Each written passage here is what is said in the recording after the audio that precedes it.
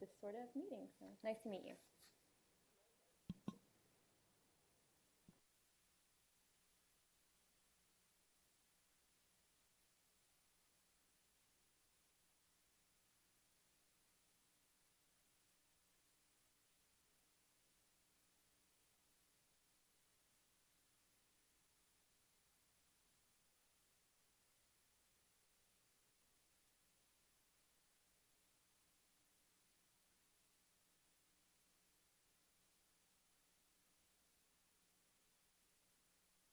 Give me the thumbs up.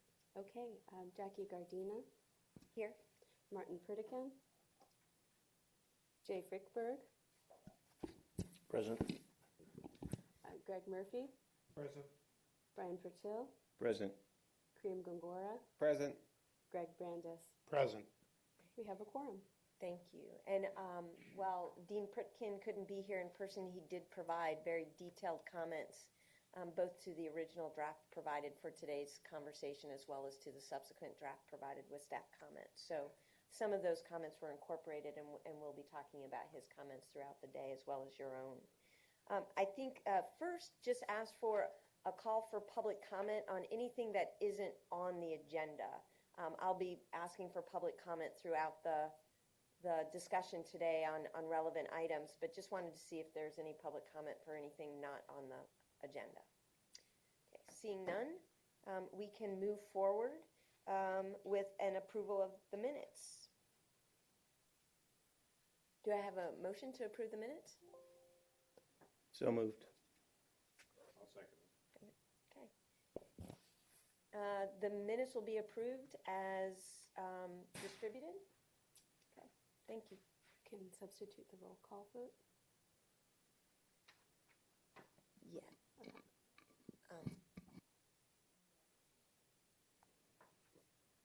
You voted on. Okay. All right. So approval. So staff report. Sure. There are several announcements today, mostly administrative in nature. The first one is to let folks know that, of course, the bar exam was administered this week, but in addition, on March 1st, the application period will open for the July bar exam, and the Bar Strategies and Stories program will again be available for registrants this summer. When they sign up, they will be notified of the option to join this free one-hour program. They will also get 2 reminder emails going forward as well.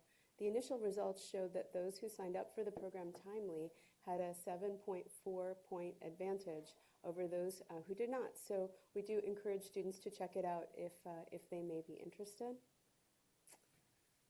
Also just want to let schools know that, of course, January is the month in which all schools, the Cal schools and the registered schools, post their annual 6061 disclosures. And in February, we send out an email to everyone just asking you to provide us with the link where that is posted. So just know that that is coming. Similarly, I want to thank the schools for responding to the data capacity survey that was sent in January. You know, we usually try to send out about one communication per month. The purpose of that communication was to help us understand what the IT resources were at each school. So as we consider changes to the annual report, including the expansion of the collection of demographic data, we'll be able to create something that will be easy for the schools to use. Okay. Thank you, Natalie. I'm going to add something in to the staff report that actually came from Donna Hershowitz directly to me, and it pertains to a CS BARS representative being able to participate in a new working group. So the California State Bar is creating a California Paraprofessionals Working Group. And the charge of the California Paraprofessionals Working Group is to develop recommendations for consideration by the Board of Trustees for the creation of a paraprofessional licensure certification program to increase access to legal services in California. In carrying out this charge, the working group will balance the dual goals of ensuring public protection and increasing access to legal services. CS BARS is able to have a representative on that particular working group or to present someone for that working group. Because they're working so quickly, there's not additional time to get letters of interest. So the interim executive director invited me as the chair to nominate someone. I did speak to members of the committee about potential nominees, and I'm going to put forward the name of Ira Spiro, who is the dean of the People's College. Ira has obviously shown a deep appreciation for access to legal services and access to legal education. And after doing some due diligence on his part, so he understood what the working group was about and what was happening in other states, he is excited to be a part of that working group.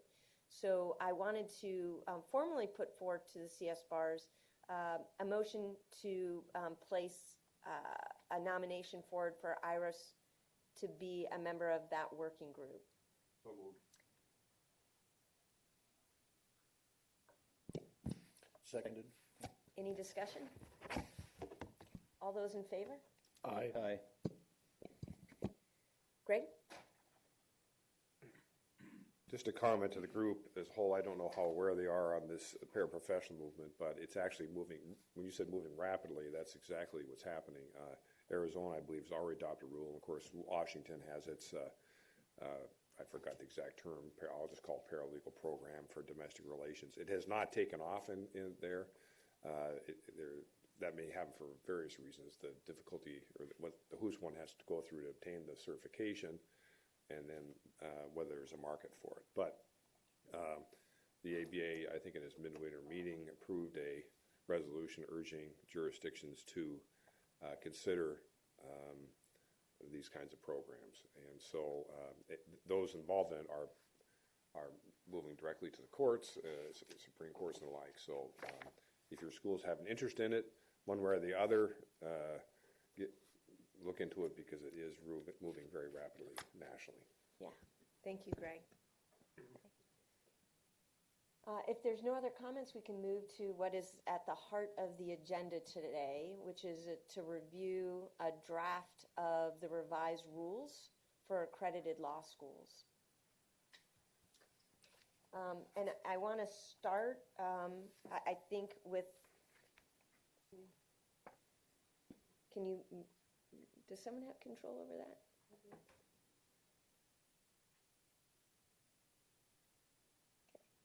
So start with the agenda for this portion of our, So we're first going to take a look at the timeline and process for this particular project.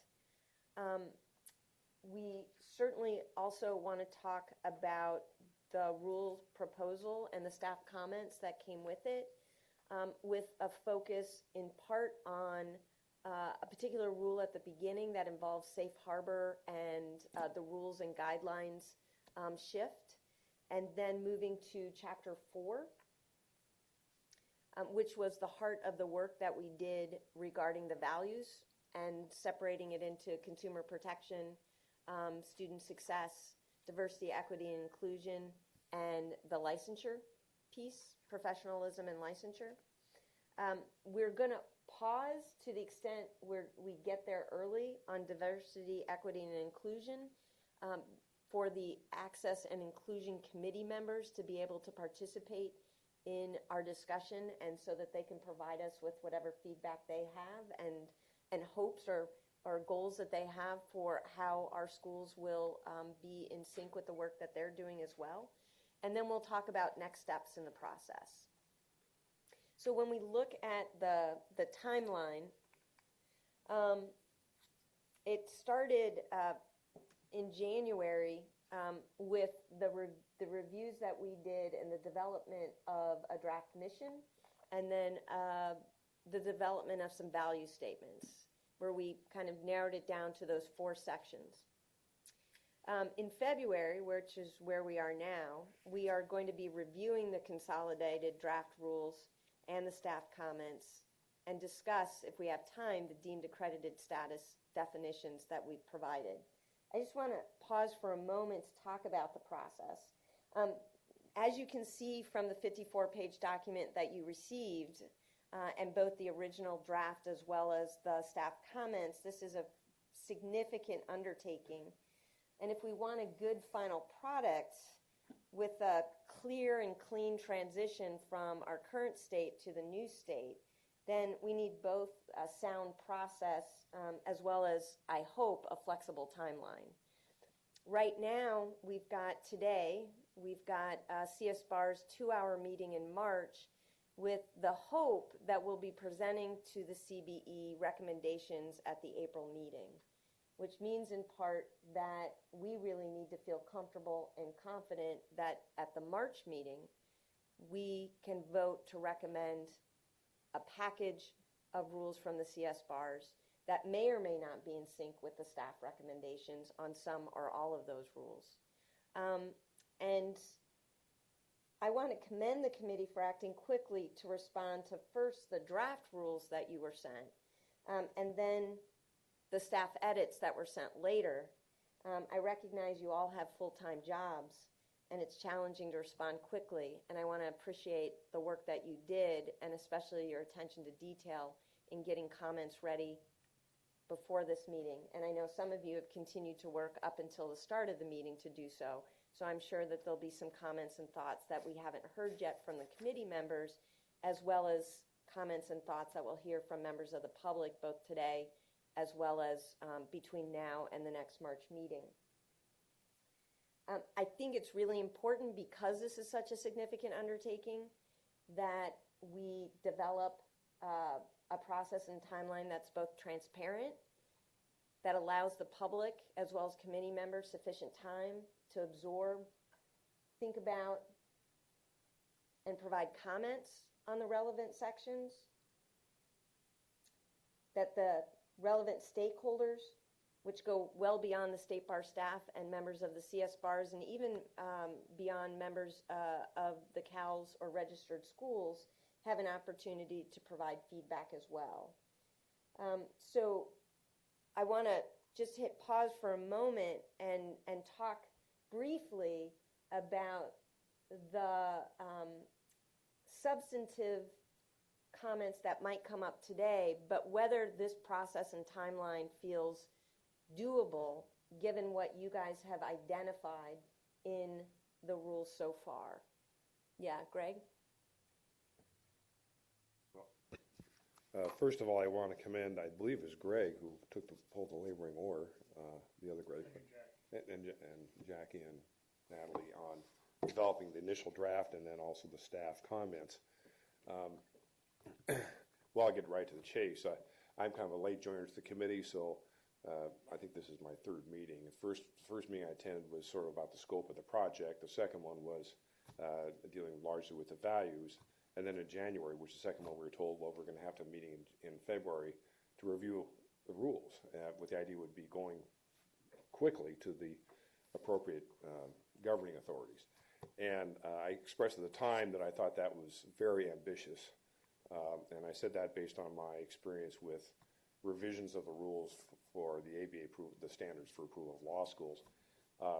And my view has not changed on it. I think the idea of having final draft rules ready to go to the governing authorities by March or even April, it's just too ambitious to have a quality product. I've gone through them, the draft, including the most recent one from Natalie, which we got Tuesday. And I should say the first time I got the draft at all, the initial draft was last Thursday when I was out of state at a meeting until Sunday. And so I just think that, well, I've got philosophical and larger comments, and then I also have a lot of wordsmithing. And I would think in a meeting we don't want to do a lot of wordsmithing, but there are some larger concepts that we need to discuss. I'll withhold my comments on those until later, but that's my view. I think the ambition, the timeline, whatever it is, based on what I've heard before, is way too ambitious. Other thoughts about the timeline?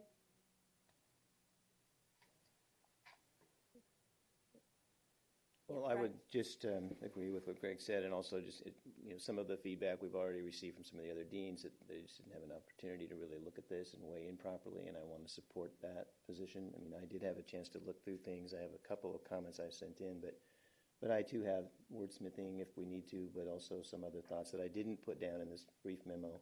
I just kind of highlighted some of the things I had brought up before that I thought still need to be addressed. But I really want to emphasize the concern that I've heard as a member of this committee, just from other correspondence, that there just hasn't been enough time yet. And I think we do need to make sure we get this right and slow it down a little bit.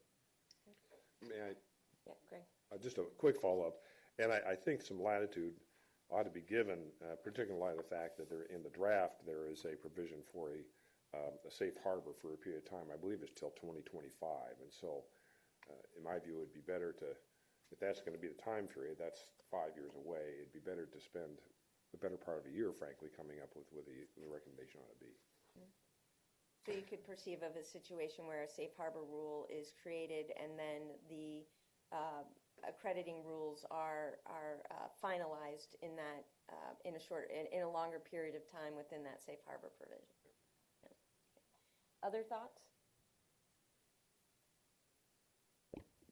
I'm not sure if there's any other time considerations we're not aware of from the committee or from the Board of Trustees, and that might help us in figuring out how much more time we would need. And is it possible to have additional meetings potentially in March to continue to work out this process? It's absolutely possible to schedule additional meetings in March, and meetings up through approximately April 6th could be comfortably incorporated into the CBE meeting in April. And I think what I would really encourage the State Bar staff and leadership to consider is the why of the timeline and whether it serves the best interest of the final product and whether or not we're going to be able to meet the goals of the State Bar and of the stakeholders because we finished it in April or made a recommendation in April instead of in June. So I just want to put it out there that I think process and time is necessary to really complete a good product and really have it properly vetted and make sure that everyone's clear about what we're trying to do here rather than to create confusion or have kind of poorly drafted rules that end up causing more confusion and difficulties down the line. So again, significant undertaking. And I'm truly hoping that the State Bar staff will reconsider its timeline and provide us and the CBE more time to create a coherent set of accreditation rules. I have a comment. Yeah. Thank you, Chair. I'm wondering, we have a meeting for the CBE on April 24th. So I'm wondering why that March is the finalize of the submission. Is there not a potential to have a meeting in April as well to kind of continue deliberation, or is that where we're I kind of? believe State Bar staff up through April 6th. I believe that's because of the Bagley-Keene requirements regarding notice Okay. and also giving the CBE sufficient time, I would assume, to review the document before the April 24th meeting. Okay. Yes, so we can absolutely do that. I do know it would be challenging to schedule another meeting in March. In early April, we had difficulty finding a time that fit everyone's schedule for one meeting in March. I think it may be challenging to find a second one before April 6th. So while I like the challenge, I think it may be difficult. But I know that even several months ago, when the March meeting that's scheduled for the 19th was selected, as much as 3 to 4 months ago, March was a difficult month for the committee, and I don't know if that has changed based on your schedule. We hadn't discussed April. I'm available in March if we decide to take that path. We do have a March meeting already scheduled 19th. for March 19th. That's a phone call, though. It is, and it's only a 2-hour meeting, and it will be a phone call, so it won't have the same kind of opportunity for the face-to-face discussions that these kinds of meetings have. And it has an assumption built in, I think, that we'll be finalizing and voting on a draft during that 2-hour meeting. And I'm getting some comment from Amy Nunez, our director, who's on the line, and she is interested to know the support and the activities that we would do if we were able to expand the timeline and present in June. You mean what we would do during that time? Mm-hmm. Well, I think part of it To adjust is, the game plan. yeah, I think part of it is process, giving sufficient time for stakeholders to vet, an opportunity for public notice and comment, essentially. I think it's also just hearing from different members of the committee, catching conflicts or other items embedded within the rules that I think a single mind or one meeting can catch. And so I think having opportunities to do an iterative process with the drafting of the rules to make sure that we're on target is an important piece. I think Greg pointed out having some helpful, perhaps professional editing come in to really work with the wordsmithing piece of it, which may have some resources attached to it as well. But I also think the reality is that the committee members have full-time jobs in addition to this work, and so stretching it out, allowing us to really spend time with the material and really give us a chance to present to the CBE a product that has been fully vetted and that we feel confident about. Any other thoughts about how we would use the additional time? Greg? Well, I do want to state, I don't object to being pushed, but I do object to being pushed so much that a lousy product is produced. And, in my view, that message should be conveyed to whoever's driving the timeline. Thanks, Greg. Okay. All right. So what I might suggest is to bring this feedback back to internal stakeholders, and while the committee is here today, perhaps offline we could do a calendar check to see what availability could be for different possibilities, perhaps during the lunch period. Okay. I welcome that. Thank you. Okay, so yes, so worked our way through this. The original plan was to present to the Board of Trustees in May a final product that had been through CS BARS, apparently vetted by the CBE and approved by the CBE at our April 24th meeting, and ready for presentation to the Board of Trustees. Now, obviously, any rule changes with the Board of Trustees would then go through another public notice and public comment period, which even would extend the time for review and opportunity for public comment. So we're not going to get this done quickly anyway, so I just wholly support internal stakeholders reviewing the timeline and allowing us to perhaps hit that June meeting instead of that April meeting. So those who are here and haven't had a full opportunity to review the document but still will offer public comment, you can also send public comment directly to Natalie Leonard at the bar. And those who are on the webcast who want to make sure that they are able to provide public comment during this meeting or after the meeting as things have come up, please use Natalie's email to do so.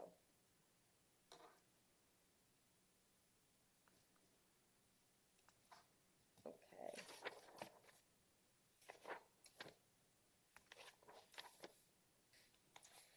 So next up is wanted to spend some time reviewing the structure of the consolidated draft, and I might ask Greg and Greg Brandis and myself to speak to this a little bit, since we were the primary drafters of the original draft, to talk about the decisions that we made in there and to talk about the structure with particular attention at this point in the conversation to focus on 4.103A and 4.103B, because I think getting some clarity on those particular provisions before we move forward with the entire discussion is going to be really key.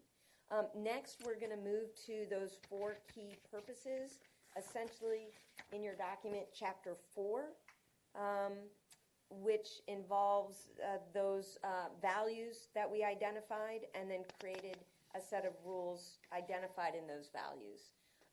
To the extent we have time to review additional sections, of which there are many, everything from a definition of substantial compliance to a definition of deemed accredited status, to ideas about interim monitoring as a proposal, as something between probation and losing accreditation entirely.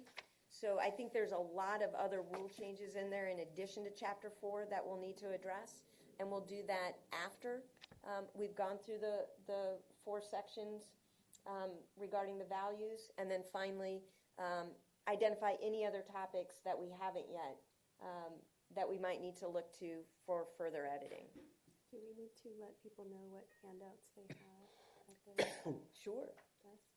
And I think since you created the handout pile, I'd appreciate it if you went through and let us know everything you provided to us. Sure. So these are materials you've seen before, but we thought it might be helpful to have paper copies for this meeting. So you've got a number of resources at your seat. The first one is, of course, a set of the rules proposal. And on the left-hand column is the original CS BAR's proposal as it came to staff, as well as any comments they provided.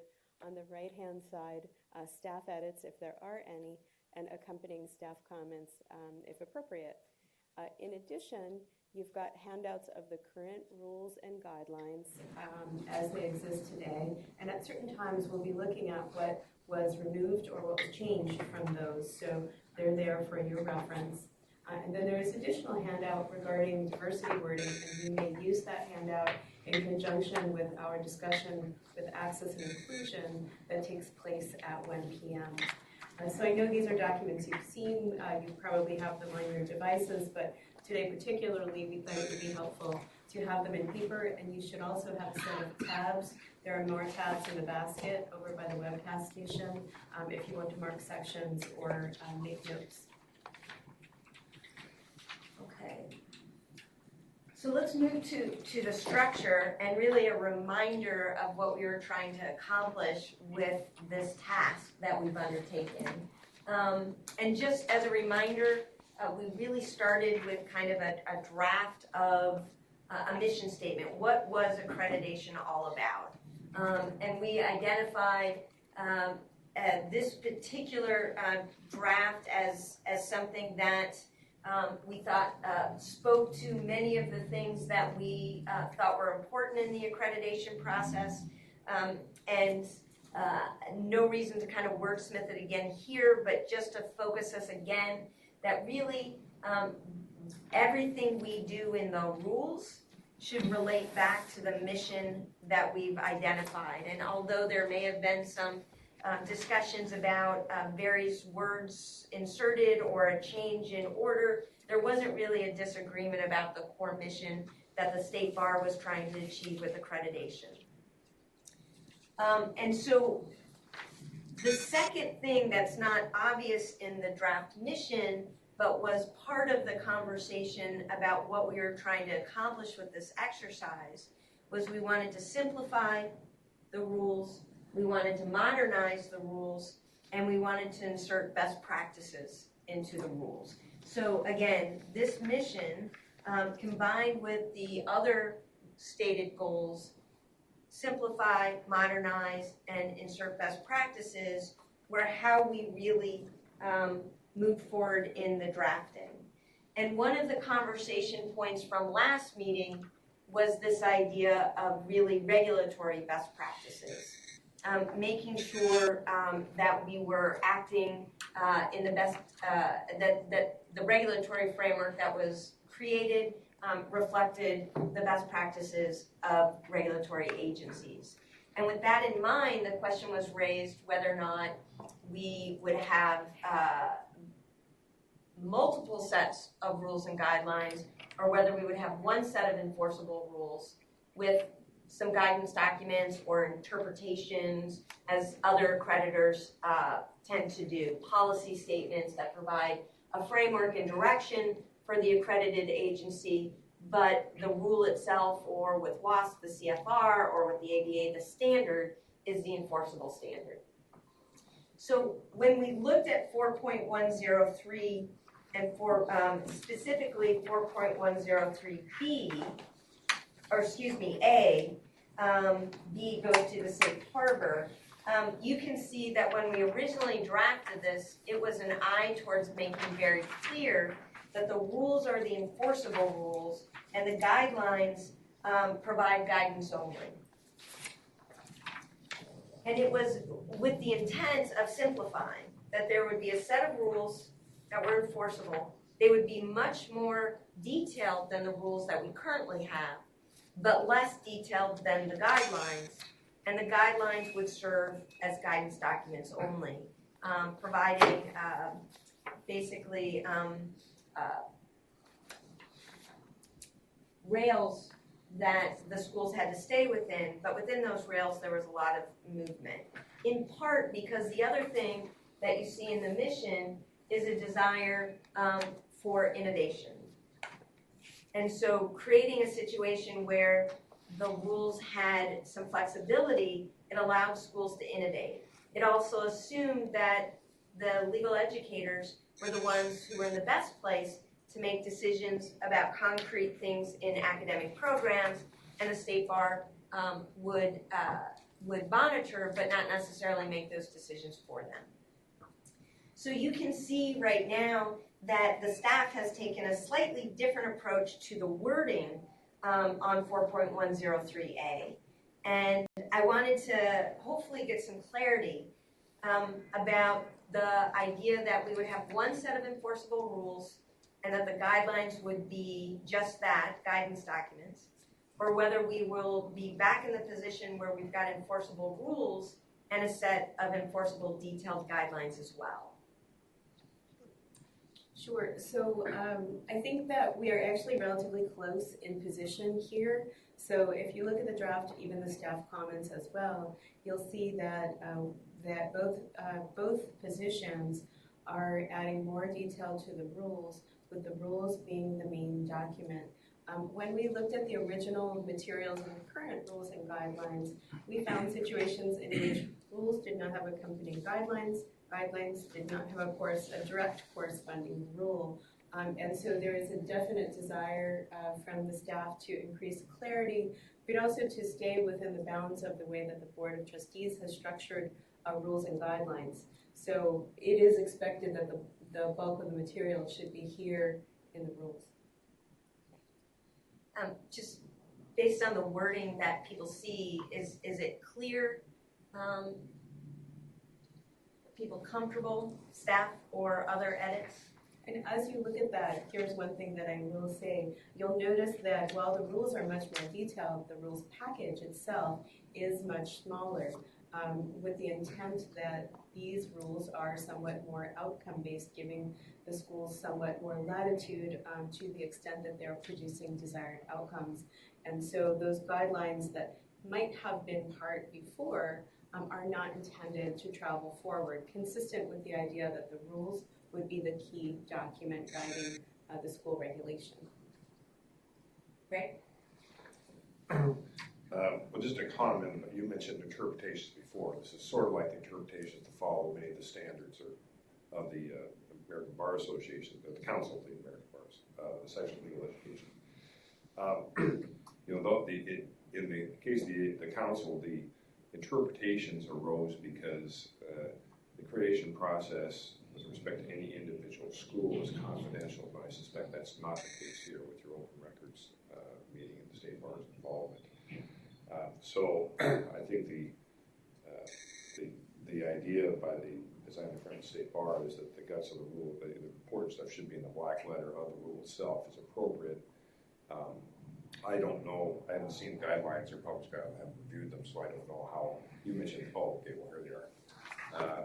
I haven't reviewed them, I don't know how much of the substance of them should be incorporated in the rules, I just haven't seen them.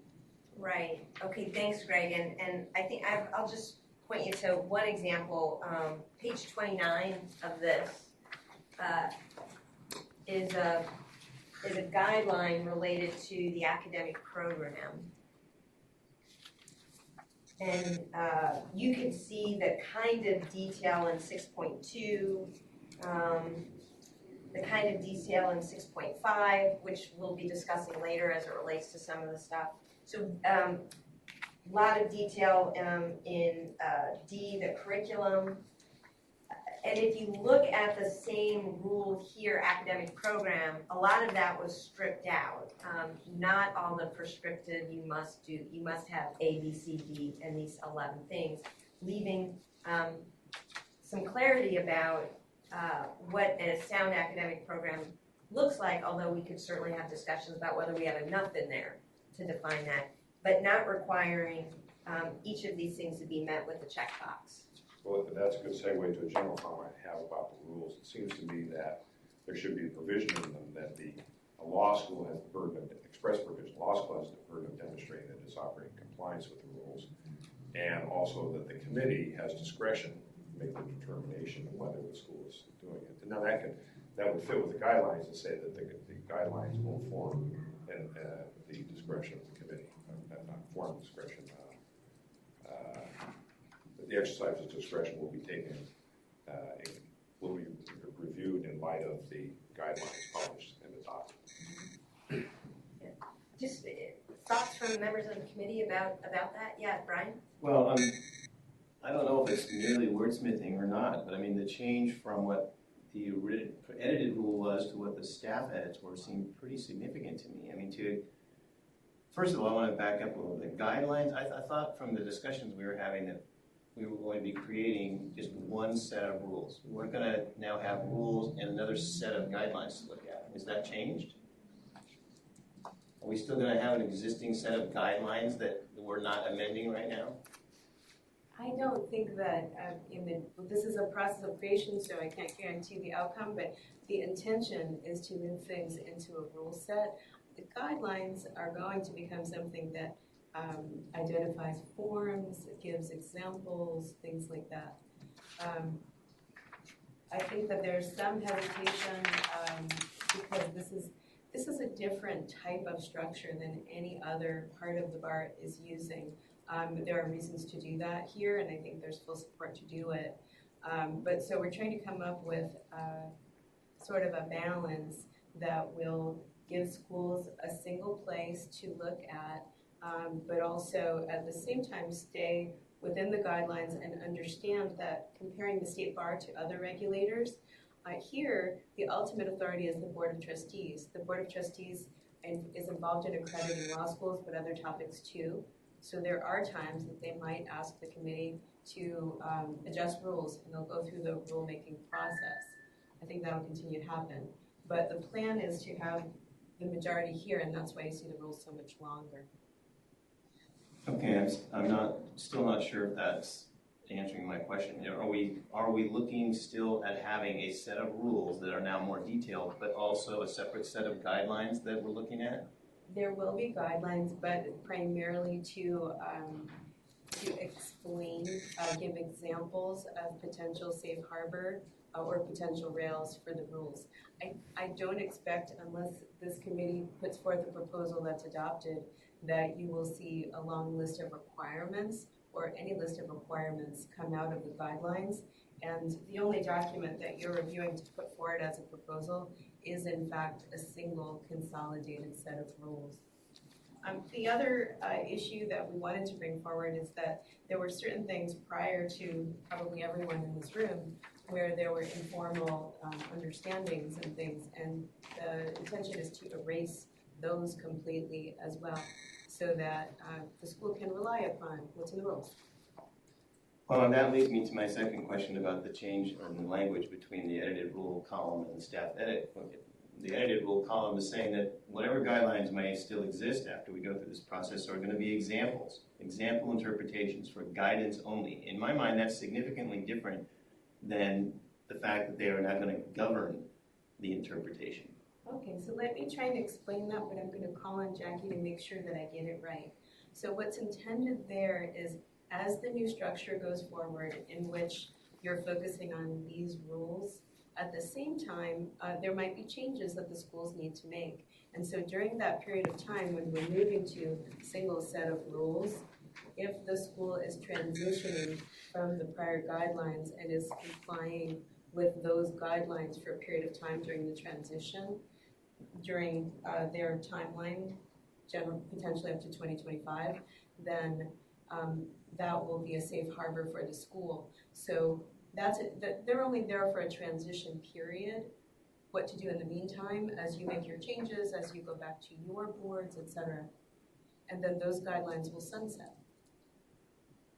So let's, and I don't think that's what I'm asking. I understand that there's a potential safe harbor provision we've been talking about here so that people have time to come in compliance with the new rules, quote unquote. But I'm still asking about these separate guidelines. To the extent something exists that are going to be called guidelines, are they going to be just examples that we can use as guidance or that the CBE can use as guidance, or are they going to be a governing document? And that's a big difference in my mind.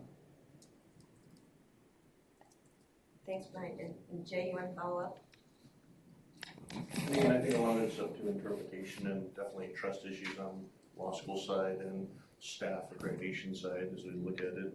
But as I'm understanding it, we should have, in essence, 2 sets of rules, 2 sets of guidelines through 2025. We're to discuss what they should be post-2025, or those that would like to be early adopters. As I understand it, we would still have guidelines, but I was, again, maybe it's just my own contemplation, that those guidelines are more of the presumptions of satisfaction of the accreditation rule. It's not the only way. Right now, it's the only way. So the existing guidelines might be modified to, this is a way of proving you have satisfied that rule. Now, based on our new rule statements, you can prove other ways. This is just a presumptive way.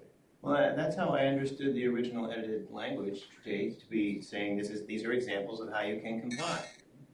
But I think that it adds a little more authoritative strength to the guidelines to say that they are the actual governing interpretations of how you apply the rules, rather than examples of how you can comply. That sounds a little more definitive to me, in that if you don't particularly comply with those guidelines, then you're out of step. And my only thought on that, again, I don't know if it goes into much of the wordsmithing of it, but looking at the staff edit, I would just insert the, what is this, interpretation of the presumptive satisfaction of a rule. Not the only way, just one way that they're laying out if you want to check off a box approach to, as an example, when you have to have in a permanent student file.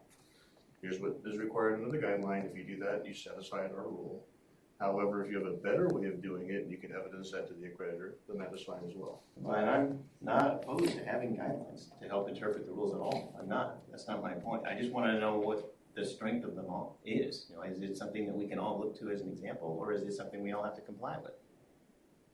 And that's how I read the two differences. I'm just curious about what the state bar's staff, or what the staff intention behind changing that language is.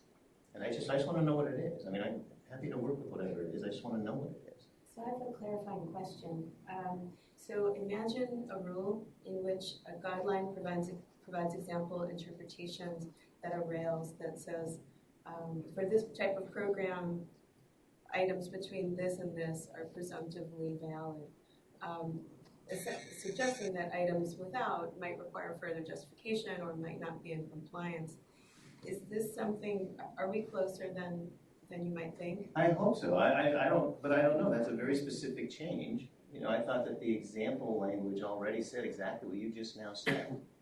So I'm curious if there's someone in the staff who's concerned that the guidelines have to have more of a binding nature to them. And I know this is way more, beating a dead horse on what we need to do, but I'm just concerned about the change in the language. It sounds like, from what you tell us here, that we're all on the same page in the beginning, editing comments that we'd like to use as examples. But I think that language is different, and I just want to know why. Okay, and to some extent what we're doing here is we are keeping, the committee has a certain authority to interpret rules given to it by the Board of Trustees, and any recommendation that any staff or the CS bars might make would not strip the committee of that authority. And so this is recognizing that, but also recognizing that the committee has given broad latitude in this project to consolidate the rules in one place. I don't have anything else to add to this. And just for clarification, and this goes to the safe harbor provision, and certainly, Kareem, your input as a CBE member would be welcome.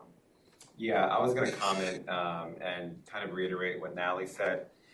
We do have that ability to hear public discussion on these type of rules that come forward, or these guidelines, and so there is that embedded, but I also do understand your concerns about you want additional clarity. So I'm sure Natalie could follow up, or if there's any way that we could create some more clarity for the committee to have that understanding. Yeah, and just to as a practical matter, I want to see I understand. So with the safe harbor provision, which is in 4013B, what we're saying is look, the current rules as they exist and the current guidelines, both of which have mandates in them, both of which schools have to follow, are going to remain intact for a certain period of time. And what we've written right here is let's just take the 2025 timeframe. So this is still going to exist, but then we're going to have our new set of rules. And then the question for me becomes, on January 1st, 2026, what do these become? And are they still in this form? Because it seems during that time frame, one, much of this would need to be rewritten to more go in line with what's in here, because things have been changed. So they'd have to be rewritten. But in 2026, what happens to these? Sure. So to address your concern, but also to loop in Brian's concern, the intent would be that that document would in fact sunset, by which point there would be new guidelines, but I might suggest that they could look quite different, merely interpreting primarily what's in the new document, not intending to add back every single item that's in there. That's a choice that would be made through this process.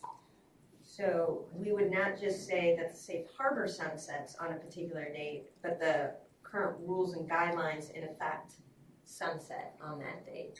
Right.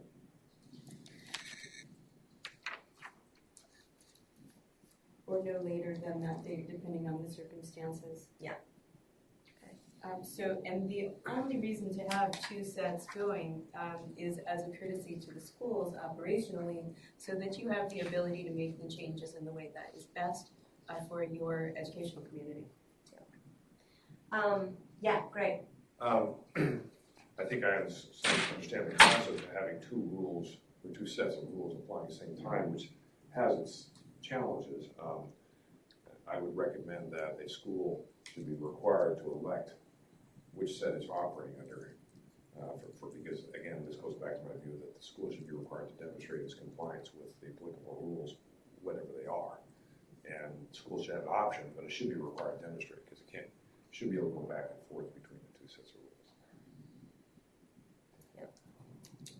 And I have, again, I want to make sure I understand how we're going to proceed today. So wordsmithing comments, we should just withhold the general comments about the kind of philosophical things we've been talking about.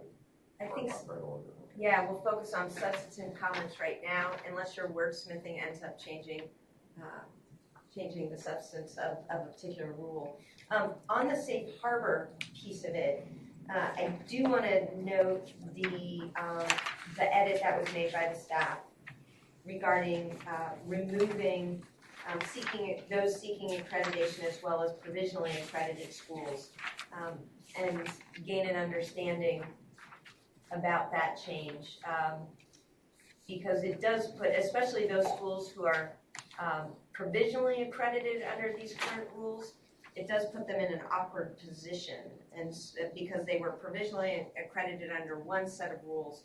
So I'm just wondering if staff could clarify why that was removed, the seeking accreditation, or which is provisionally accredited, Sure. in the safe harbor.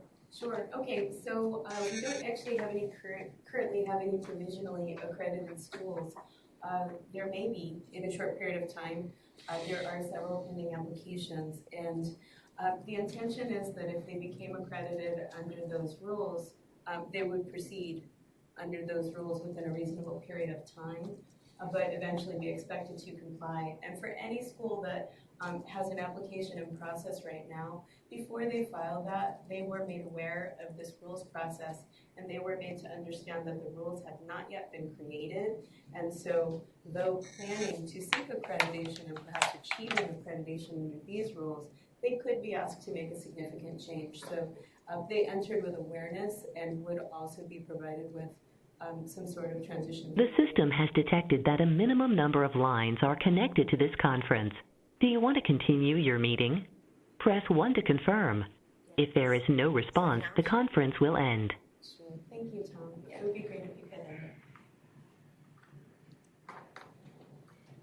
it. So, yeah, just the takeaway for me, if I'm understanding, is that the accredited schools get a safe harbor, but those who are provisionally accredited do not.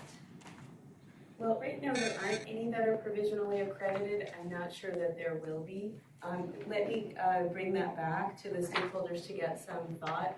But once the rules do go into effect, any new applications, the thinking here in striking that was that once these rules go into effect, any new application seeking accreditation or seeking provisional accreditation would do so under the new rules, even if they were within the period of 2020 to 2025. That was the staff intention. So new applications not currently in process after the rules are adopted. Keeping in mind that the adoption of the rules is not the putting forth of the proposal, but rather the path through presentation to the Board of Trustees, public comment, and coming back. By the way, Madam Chair, if I'm monopolizing the conversation. I'll shut you off. Natalie mentioned before that you want to try to be aware of what best practices are. So my comments are largely informed by my familiarity with the ABA standards. And I think they're pretty good, but I'll leave somebody else to say whether they are best practices. But on this question of provisional accreditation, you said, and Natalie said a reasonable period of time, I'd recommend that a time period be put in the rule, and then provision for extending the time period, bringing full compliance, within a reasonable period of time, but there'd be a drop dead time. So, for example, as I recall, the ABA standards, provisional accreditation, they're expected to come into compliance with 3 years, and it can be granted up to another 2, but then they're not in full compliance by year 5, they're out, they're removed from the list. I'm subject to correction on that. I want to review the standard, but I recommend that, putting that on the line, because otherwise you have the risk that somebody's going to continue a provisional accreditation status for, who knows, and always be arguing. So having it dropped in is I think. So that's, just so I understand, Greg, slightly different from the safe harbor. It's more that one has to complete the full accreditation process within a time period, which actually shows up in the rules a little bit later when we're talking, with provisional accreditation.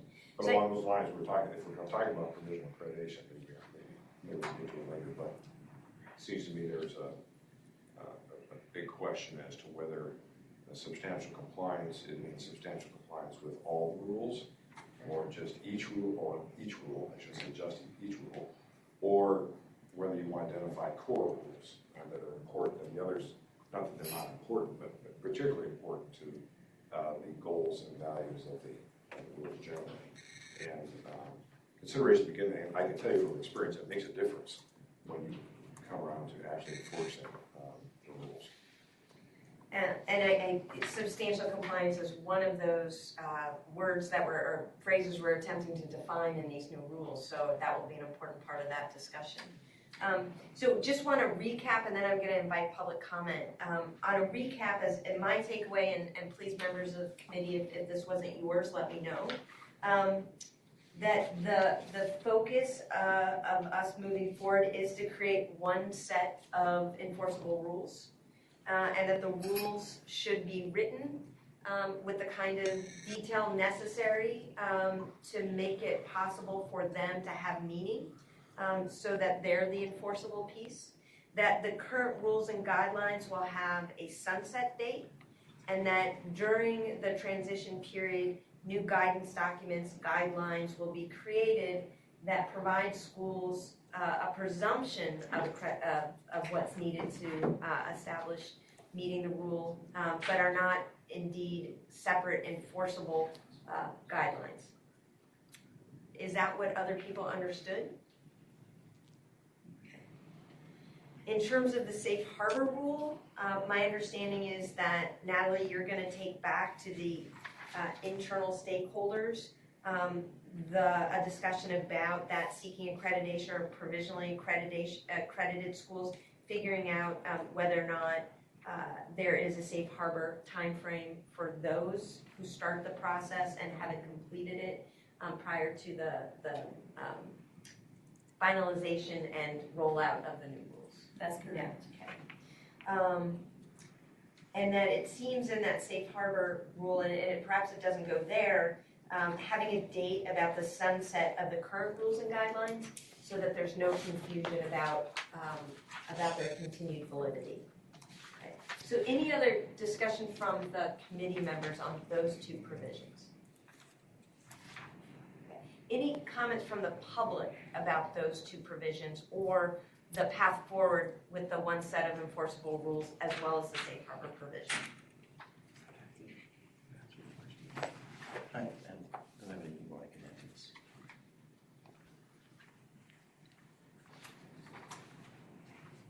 Just remember to state your name and your school for the record.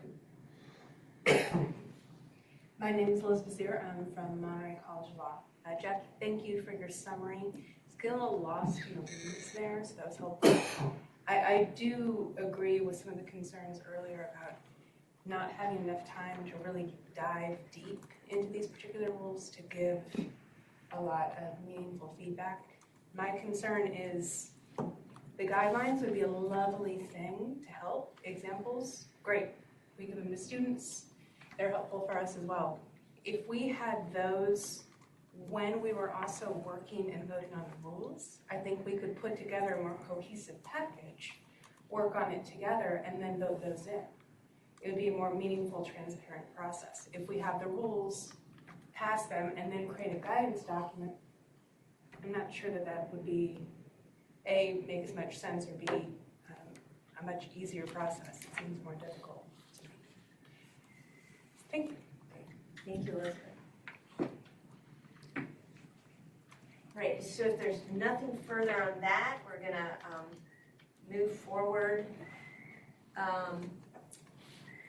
with the purposes of accreditation. So this is the Chapter 4 provision, where we have consumer protection and transparency, student success, diversity, equity, and inclusion, and the preparation for licensure and professionalism.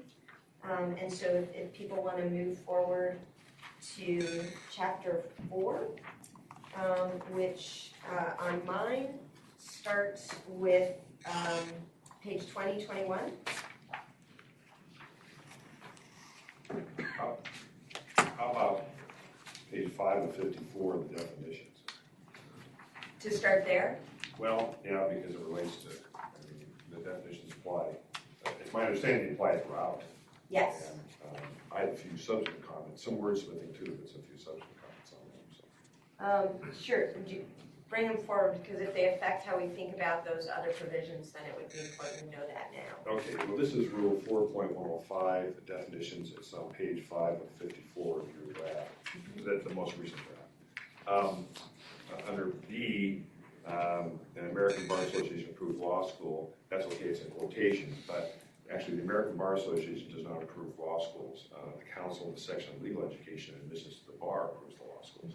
It's an important distinction because trade associations, they're actually accrediting the legal education, or the educating bodies are, there's fraud with antitrust trouble and the like, and also DOE requirements. The DOE requires that if a trade association is actually doing the accrediting, it has to be separate, independent, and that's specifically defined.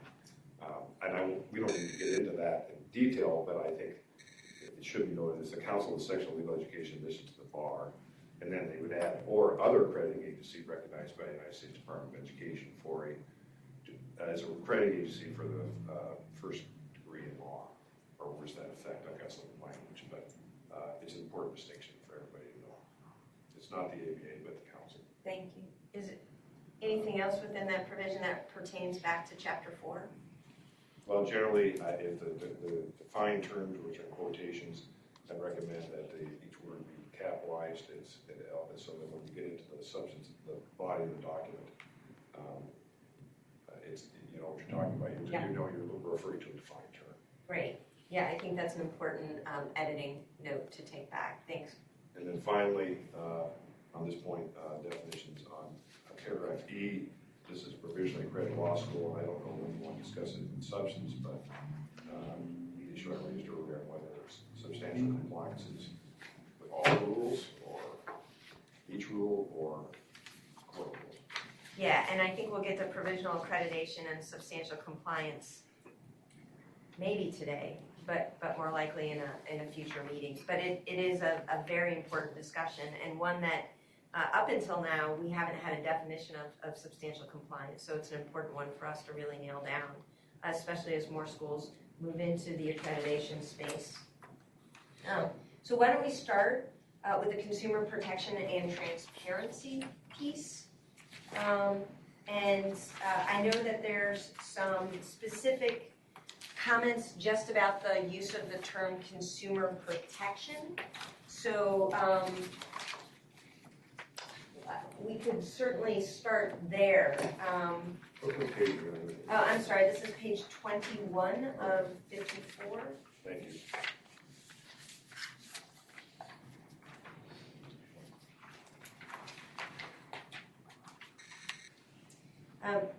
Much of what you see here, and you can see in the original draft, we refer back to a current guideline or a current rule, and did not dramatically change the language of that current guideline or current rule, but instead maybe did some editing about the number of things included in this particular section. The staff took a slightly different approach and did add some additional things. So certainly want to speak to both what was included or excluded that you noted, as well as the staff changes. So Jay, did you have any comments about this? Well, again, I definitely prefer the sort of public good aspect, but I think it's still included within our mission statement. So I think we can say that the bar's purpose is for the public good in education, and they live through the lens of consumer protection. I'm fine with that, as long as we keep it within the mission. And I'm sorry, which piece are you talking about right here?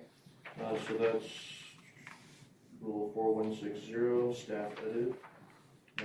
We discussed the purpose of creation is foretold to ensure consumer protection. Got it, the staff edit over there, sure, okay. Yeah, great. You made reference to some discussion about what a consumer means, and I think that may have been based, well, maybe a little bit wrong, but may have been based on a short conversation you and I had before the meeting. and this is a bit of a complex problem, but to start at the simple point, it seems to be the State Bar and the committee and the Supreme Court have a legitimate interest in consumer protection. So what do we mean by consumer protection? Well, there's the consumer of legal services, that's the public generally at large, who deserves some protection, and then the consumer of legal education. And the tension will come up, particularly seems to me, when you're talking about transparency and the tension between a minimum bar passage rate of 40%, which has been a tradition apparently, and people's right to take a shot at the brass ring, or what they regard as the brass ring.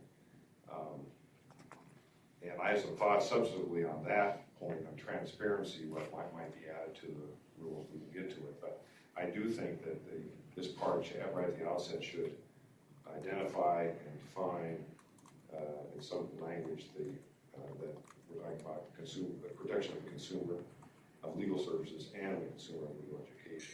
In my view, as a practical matter, we're really talking more about the second rather than the latter rather than the former, but they're two separate concepts, and you should decide whether you want them or not. The consumer of, one last thought, the consumer of legal services is frankly, a gauzy concept. It'd be difficult, it seems to me, for the committee to be evaluating a law school based on whether it's fulfilling the transparency and protection of the consumer of legal services. But so it seems to me you could get away with actually removing it altogether. But I gather from what I read here, we're actually talking about it as a value that needs to be in the rules. And one thing to keep in mind is from the point of view of the agency, because public protection is a core mission of the agency may take steps to make sure that the reason that and the purpose for accreditation is in line with the core. So just, why don't we start with the first one, just A, because you've got the original and then you've got some staff edits. And I'll, to the extent I've got comments here from Dean Pritkin, I'll bring those forth as they relate to things that weren't actually incorporated. Once we get through the discussion here, I'll also invite public comment, and then we can reflect on that. So as to A, we have some additions by the staff as well as the original. So yeah, Greg. So I wanted to ask a question about 4.160A1, the staff addition of the words evidence of noncompliance, where the draft suggested that actual noncompliance might result in a finding and noncompliance with applicable law might result in the finding of noncompliance with the rules. The staff inserted the words evidence of noncompliance, substantially changing that standard to somebody makes a complaint and we can act on it. Well, That's the intent. It was intended to be something different, which is to say that the State Bar is not a guarantor of laws, and so it would hew to bodies who are charged with assessing violations of laws. Right, so the evidence would come from those individuals. That was the intention, and it's open to clarification. Okay, so removing the words evidence of would not change that, while leaving the remainder that has been proposed. So your suggestion, Greg, is to remove evidence of. Correct. Because it does raise the question, if someone submitted a complaint suggesting a violation of X law, is that evidence of sufficient to raise a question of violation of the rule? A notice of noncompliance by the committee. Yeah. A single student complaint asserting falsely, as it may turn out, that the school is in violation of some law like FERPA. Thank you, because that was not the staff intention. It was to say rather that the agency would defer to those agencies who are tasked with determining compliance with laws.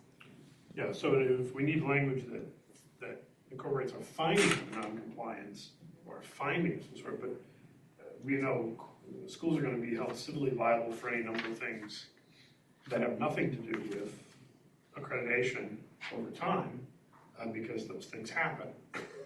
Unemployment, there's all kinds of things that happen. So you're not going to pull somebody's accreditation over one of those kinds of things, are you? It's intended to be the historical issues related to finances, issues related to equal opportunity. On which you have a standard. Yes. Right, okay. So maybe that's the way through this, is to make it something, to achieve the purposes, to make it something that addresses a standard. That it has to be a violation of a law that in establishing that, it establishes a violation of the standard. So that the diversity, equity, inclusion contains some items related to discrimination laws. So a violation of a discrimination piece would be a violation of that rule related to the discrimination.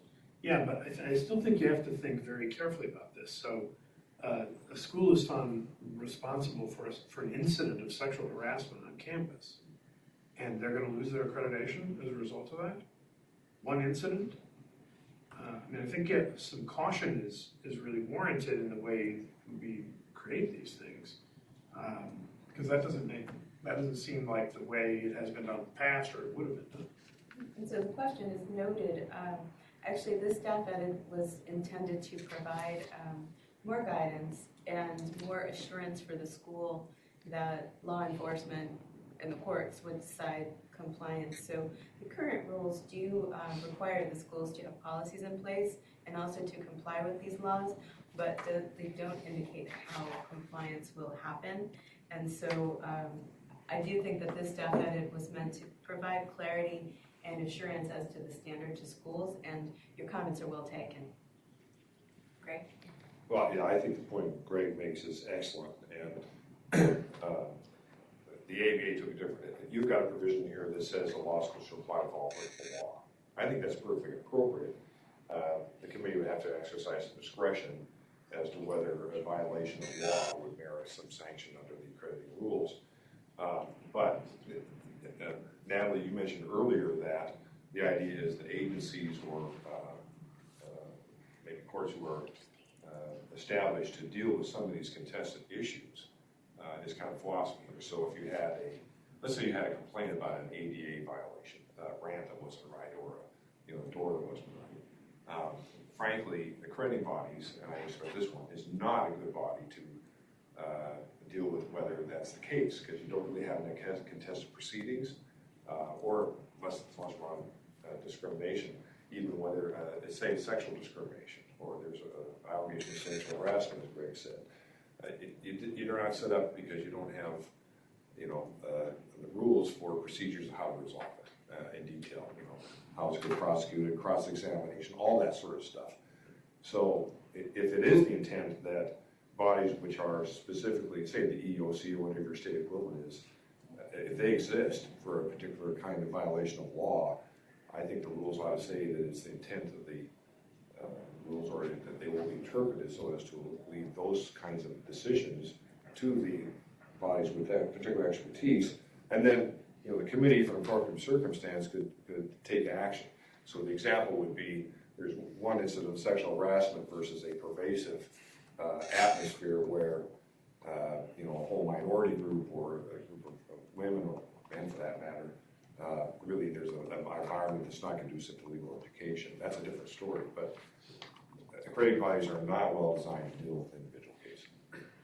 Thank you.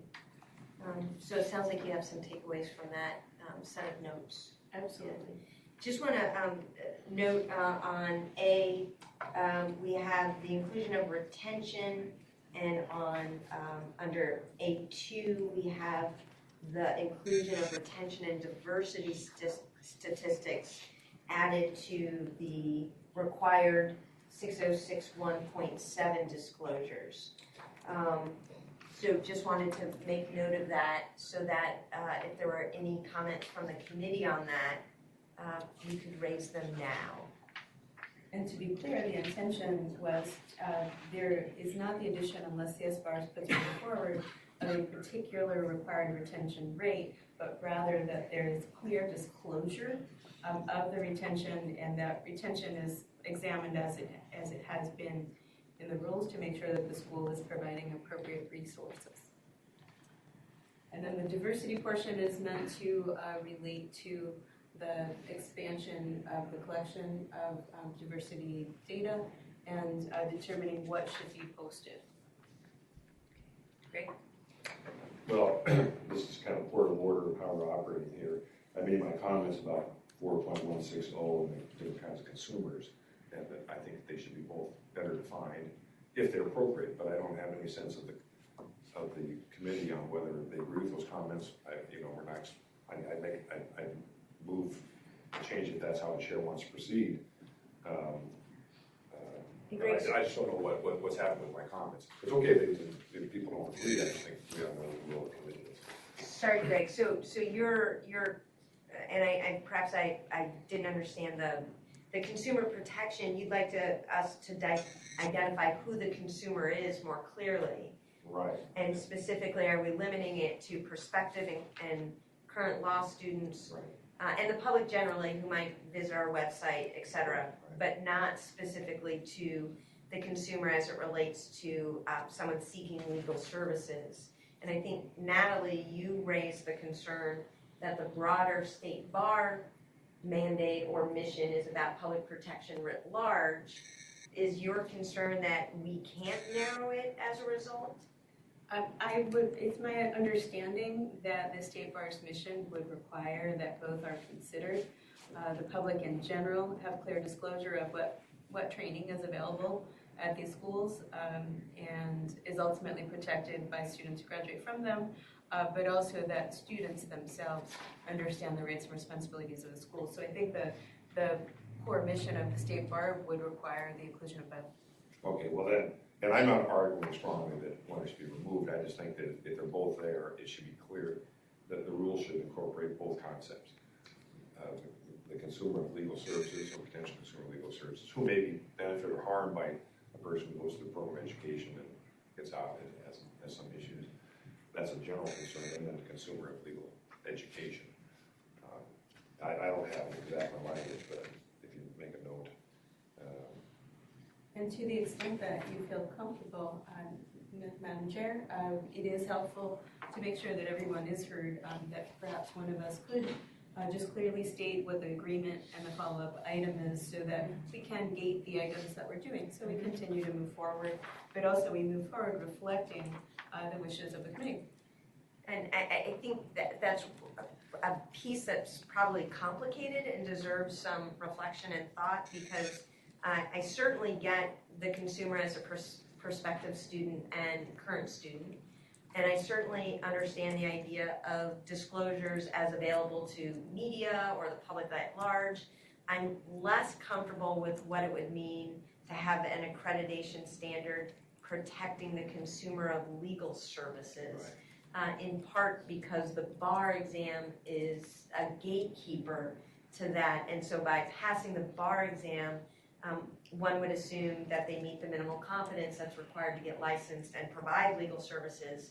Now, our education leads to that, as is made clear, but we're not protecting that. That's something the State Bar does through a different admissions arm, not an accreditation arm. Thank you for that clarification. I would suggest that the staff would agree.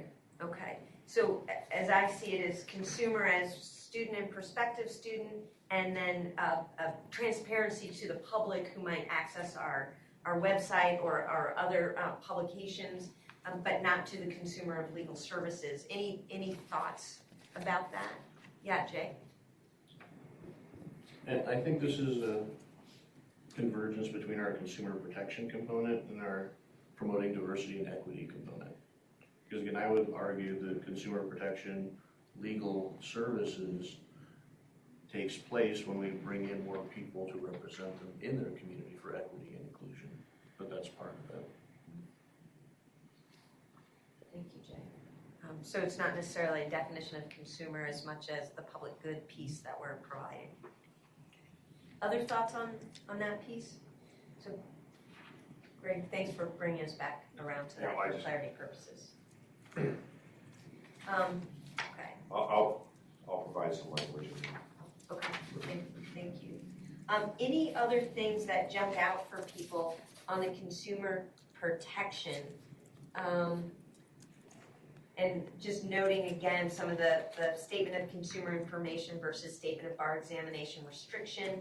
I think where it goes on the website might be a wordsmithing thing, but we can also talk about it. So anything else jumping out in the consumer protection piece that we want to make sure we provide an opportunity to discuss?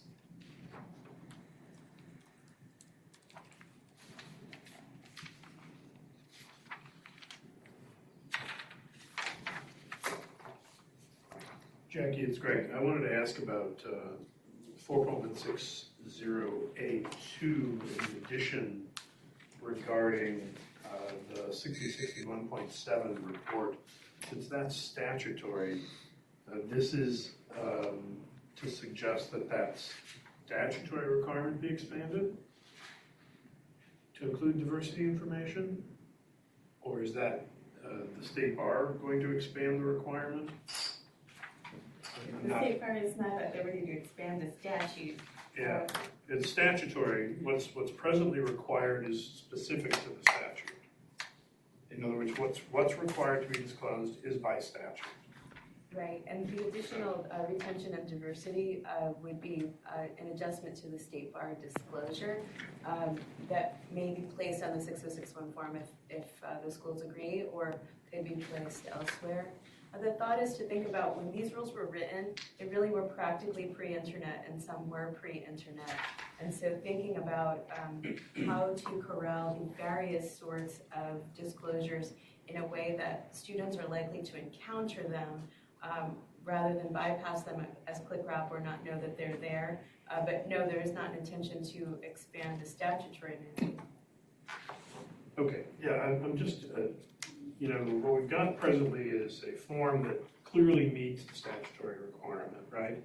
And there, we have that, because we have that statutory obligation, I like the idea of keeping that clear that that's what it's doing and not layering on a lot of additional stuff into that compliance obligation. That's, I guess, my reaction to it.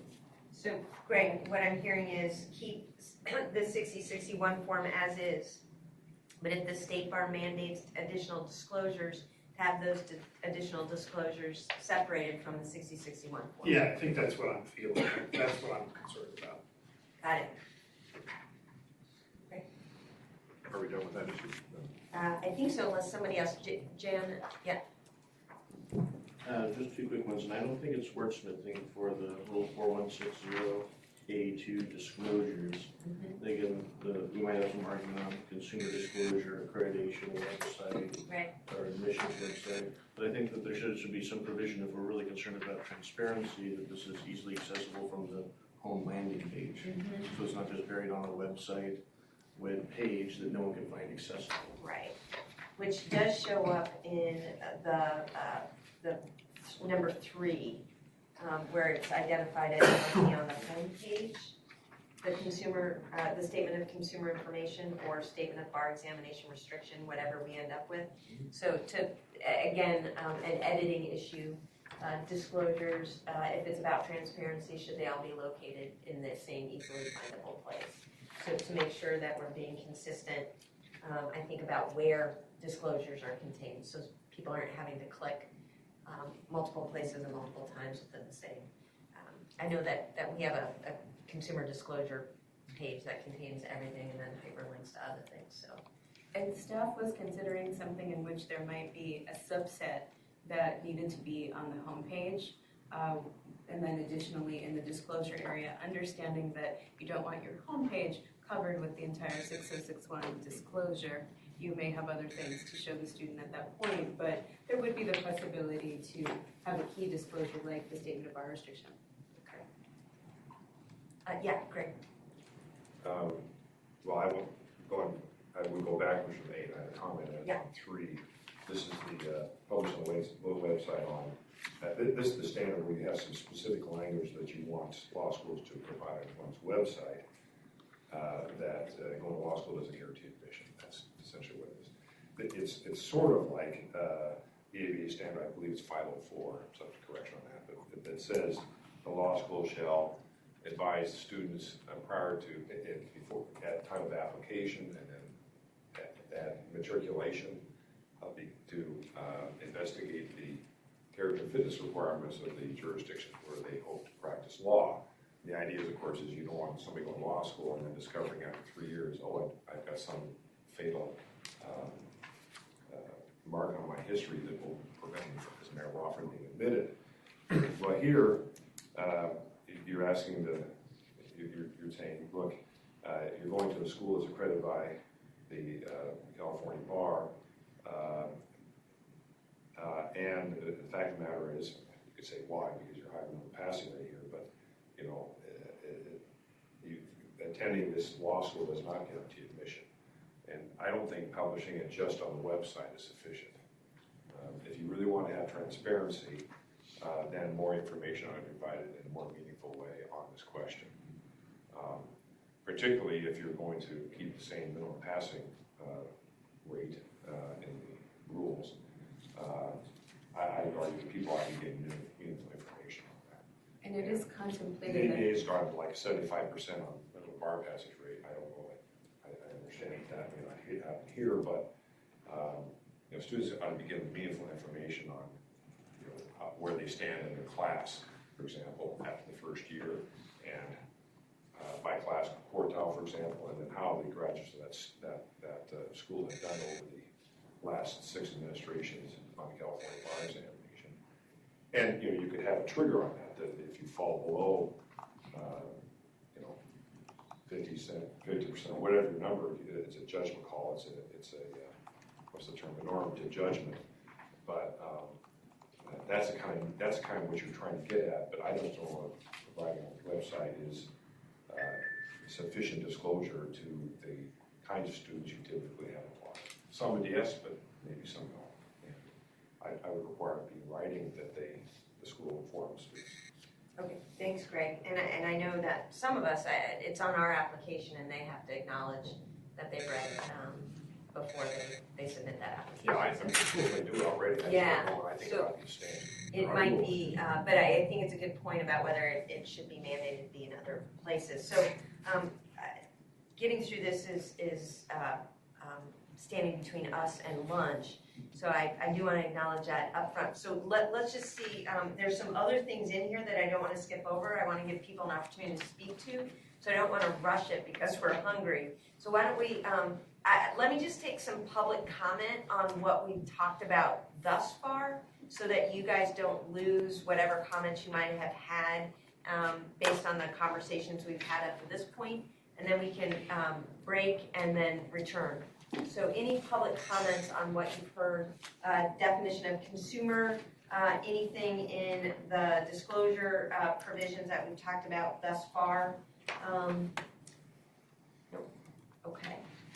So just so I know in terms of coming back and timing the remainder of the day, what are there additional comments in the consumer protection piece that we want to make sure to circle back to and have a discussion about? So I see that Greg Brandis has some. I don't know, Jay, did you have some? I see some highlights over there. Okay, so still some follow-up on the consumer protection. So why don't we usually do a 20-minute lunch and then return. So why don't we do, because we have such a full plate today, why don't we do 20 minutes, return to finish up the consumer protection piece, because at 1 o'clock, the Equity and Inclusion Committee will be here, and we'll jump forward to the diversity, equity, and inclusion discussion so that we can hear their input and they can hear our comments about what it is that we think about some of the additions that were made by the staff. So why don't we go ahead and break until 20 after 12. Thank you, everyone.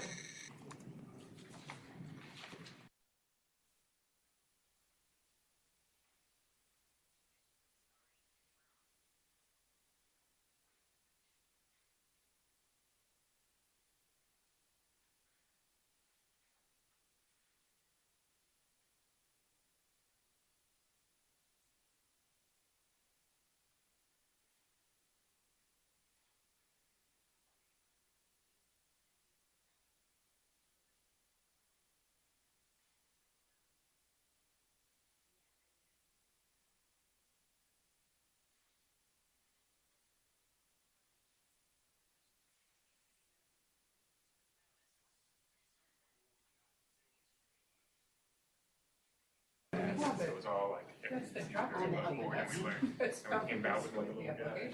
Is Tom actually putting us back Laser on? age How did do it. people know? Yeah, I Right, that's why it's different houses. We're going to be going live again, and we are back.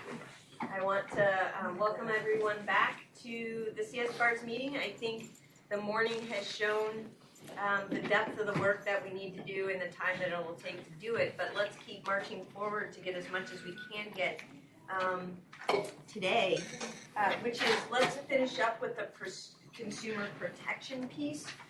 Before we start, before the equity or access and inclusion committee comes and joins us. So, Jay, I know you had some outstanding issues you wanted to bring forth about the consumer protection.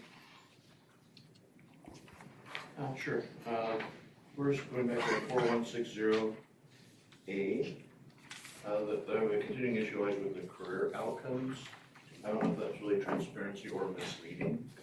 Since we have really no way to independently verify that, we send out surveys, the students then respond, or in this case, graduates respond, and usually it's a bias towards a positive. So I don't think it's a very good example of transparency. So it's just another way to redefine that. Got it.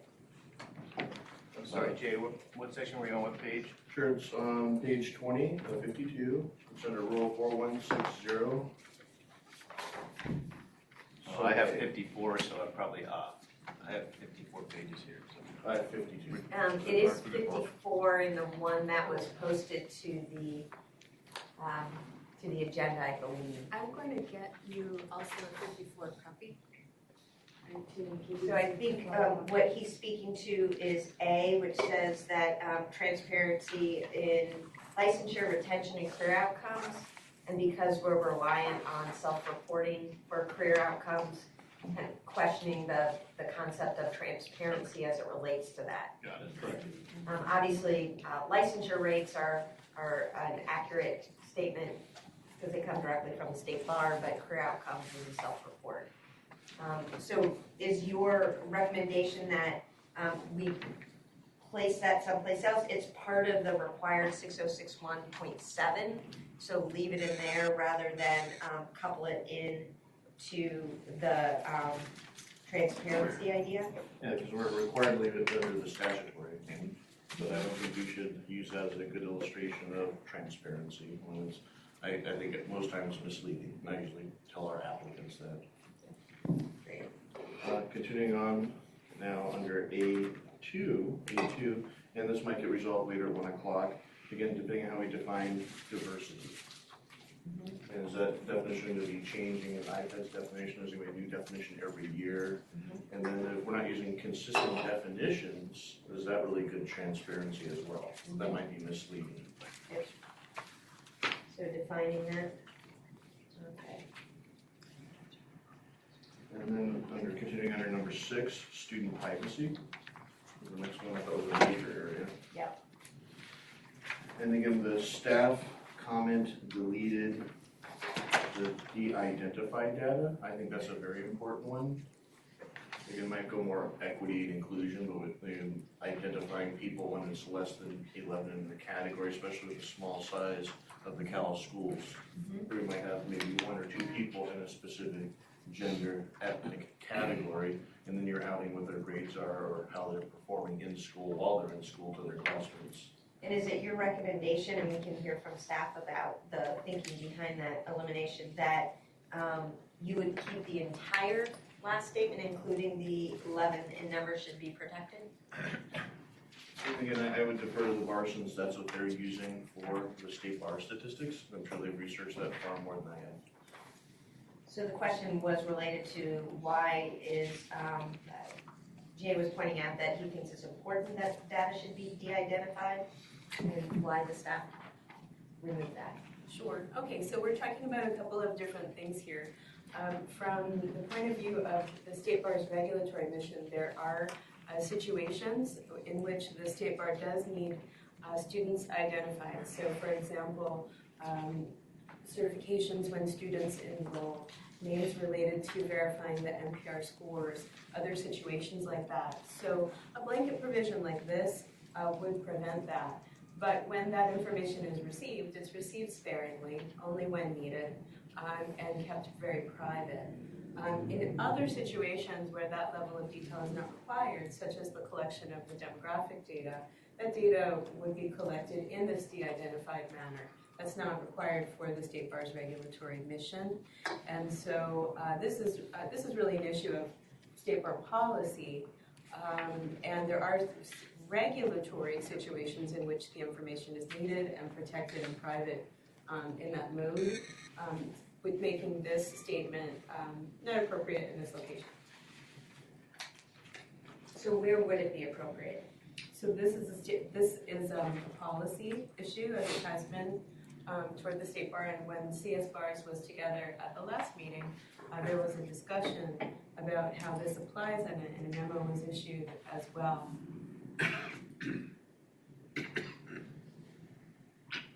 Greg?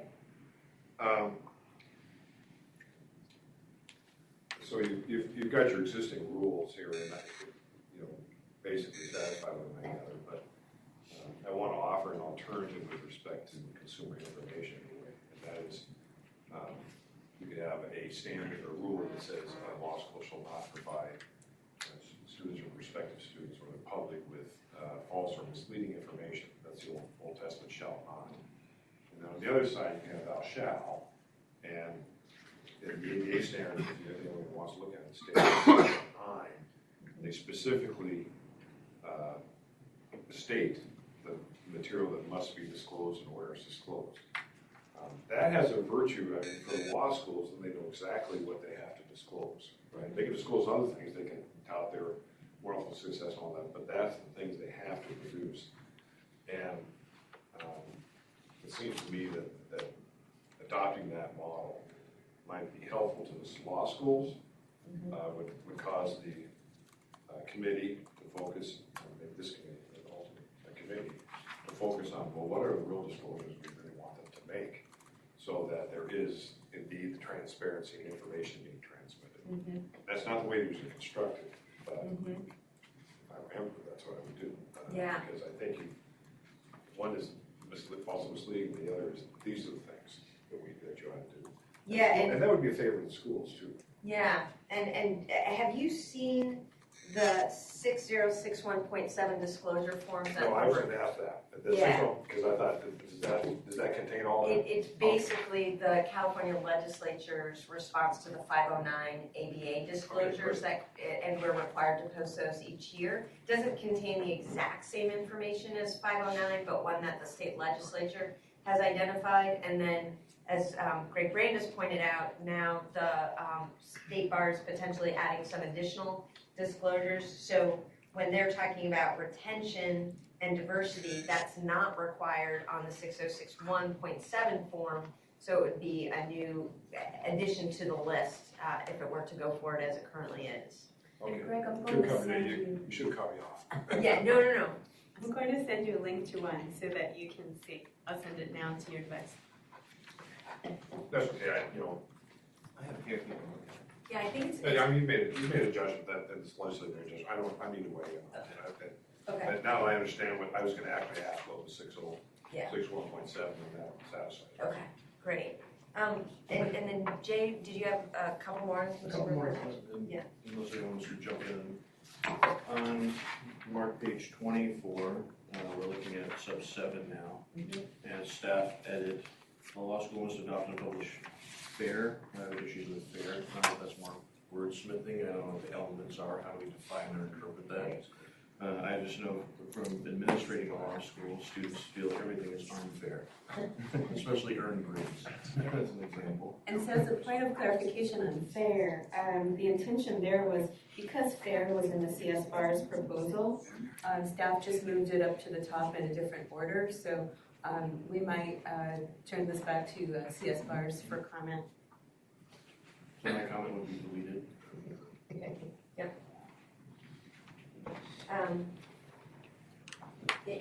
Anything else on that? Next one is now under 7B and then 7C. Under 7B, this is under student discipline.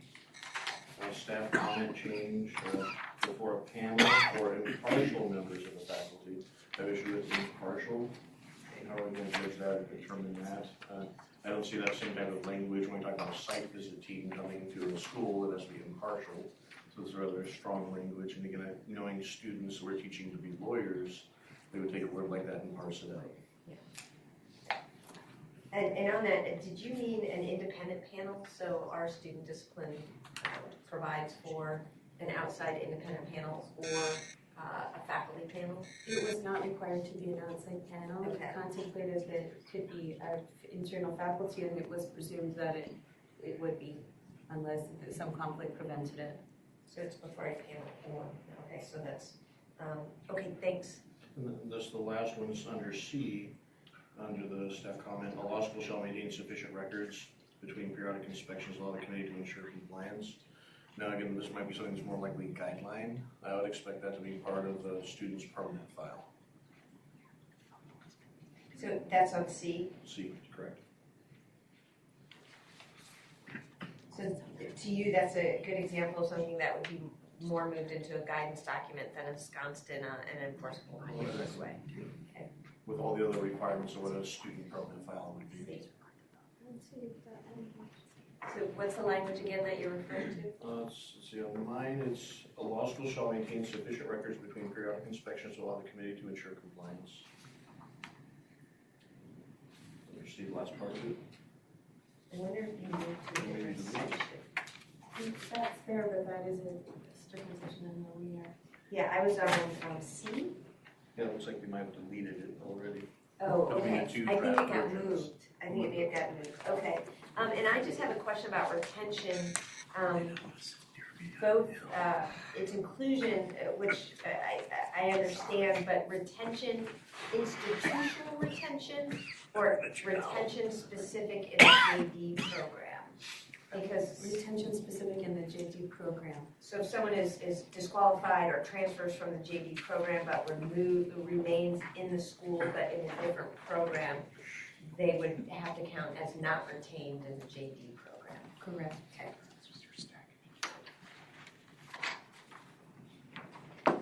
Questions about that? I'm sorry, I just didn't hear, got a little muddled at the end. Oh, I wanted clarification on the word retention.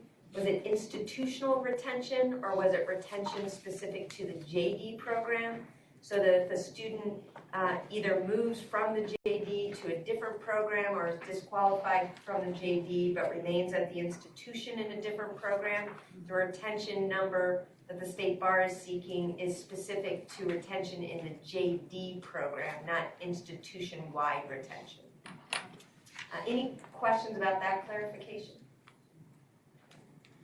All right, any other comments or questions on consumer protection? So it sounds like we've got, and I know, Greg, sorry, yes. Yeah, I just had another question about the that hearing requirement that is imposed by this standard. Obviously for distance learning law schools, that's very difficult to comply with, the in-person hearing requirement. And I've granted it allows the student to bow out of that, but does it really have to be an in-person hearing requirement in order for the student to be adequately protected?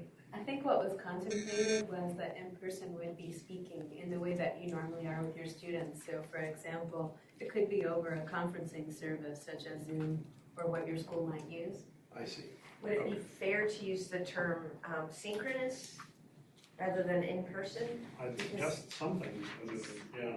Synchronous speaks to in person or in a virtual or, but to somehow indicate that it can happen over Zoom or another platform. Does that address your concern? Yes, yes. I mean, yes. If the desire is to, so in other words, the writing, the former language provided the opportunity for the student to respond in writing. If that was the defined process, that's considered not adequate for the student to have an opportunity to be heard. Is that why this in-person requirement has been added?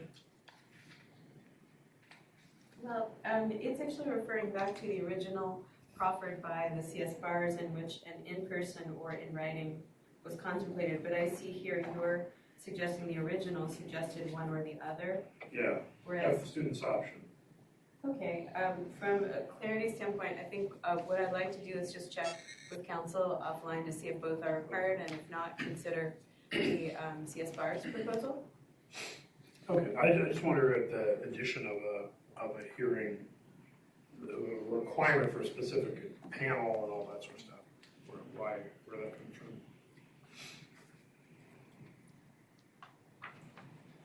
Forgive me if I'm not terribly well articulating my comment today.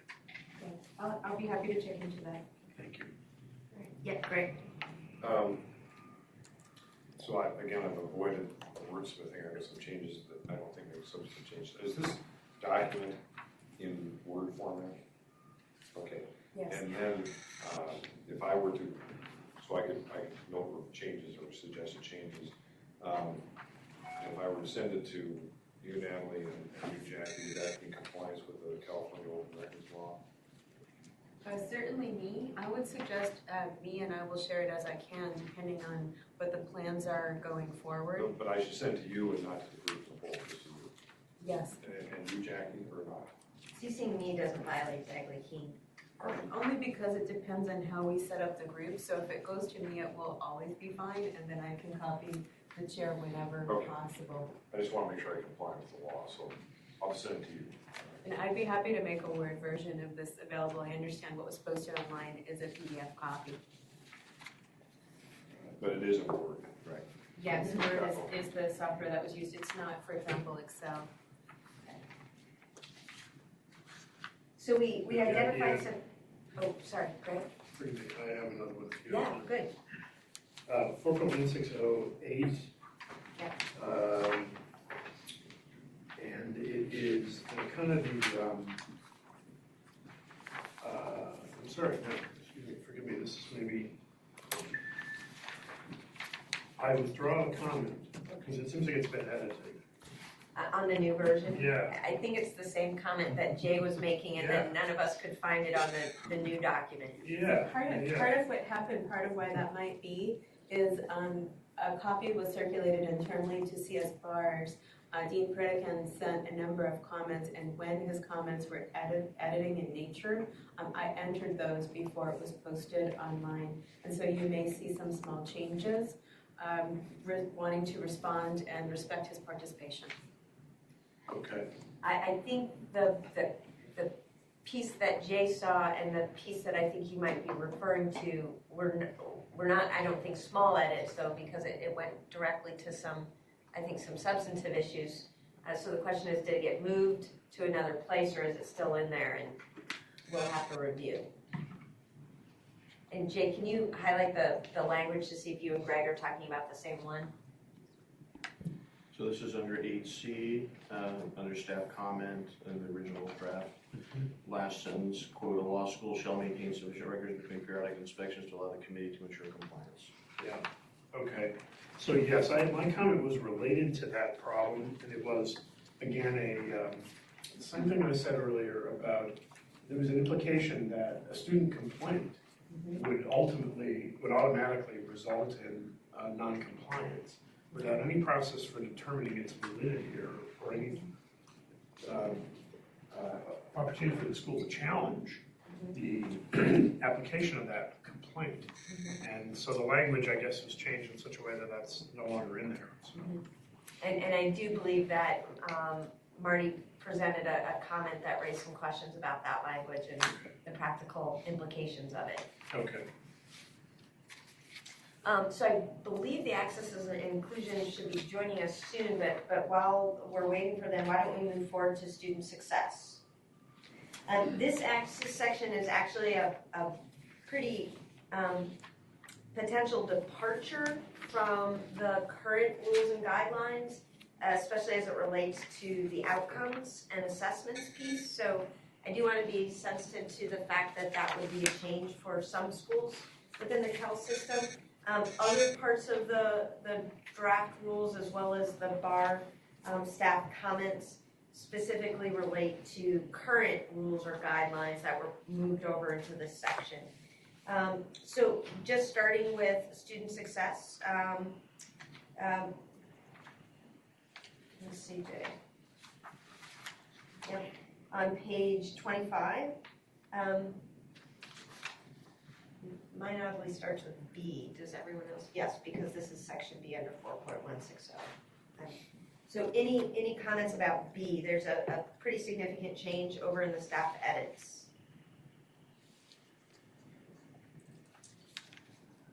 And it seems like we don't have any staff here to answer questions, so. Good time to ask. Yeah. One question I had, and I don't know whether it was raised for other people, but in the very first section, when it was added, student success is measured by the learning outcomes designated by the school for its course and programs and for achievement of the BAR passage or furtherance of other related career goals. I wanted some clarification on achievement of the BAR passage and whether that was linked back directly to NPR or whether there was some other outcome that could be identified in there. I wasn't exactly sure what the staff intended with that. Other questions that we might want to raise with the staff when they return? Yeah, Greg? Well, this relates to B, but I'll, there's language in here that in the staff edit, for example, B1, law school must be governed, organized, and administered so as to maintain a program of education. We struck out the word sound. And then that will allow the student a reasonable opportunity to become licensed as a California attorney should they so choose. It seems to me there's a real tension between that concept and the 40% of minimum practice rule, right? Yeah, I went to school with Bruce Rudy, so he had no chance, but he made it on the field. So I have great empathy for students whose predictors suggest they may not have success, but 60% of the students or less in school, 50% are failing. Is that by definition a reasonable opportunity?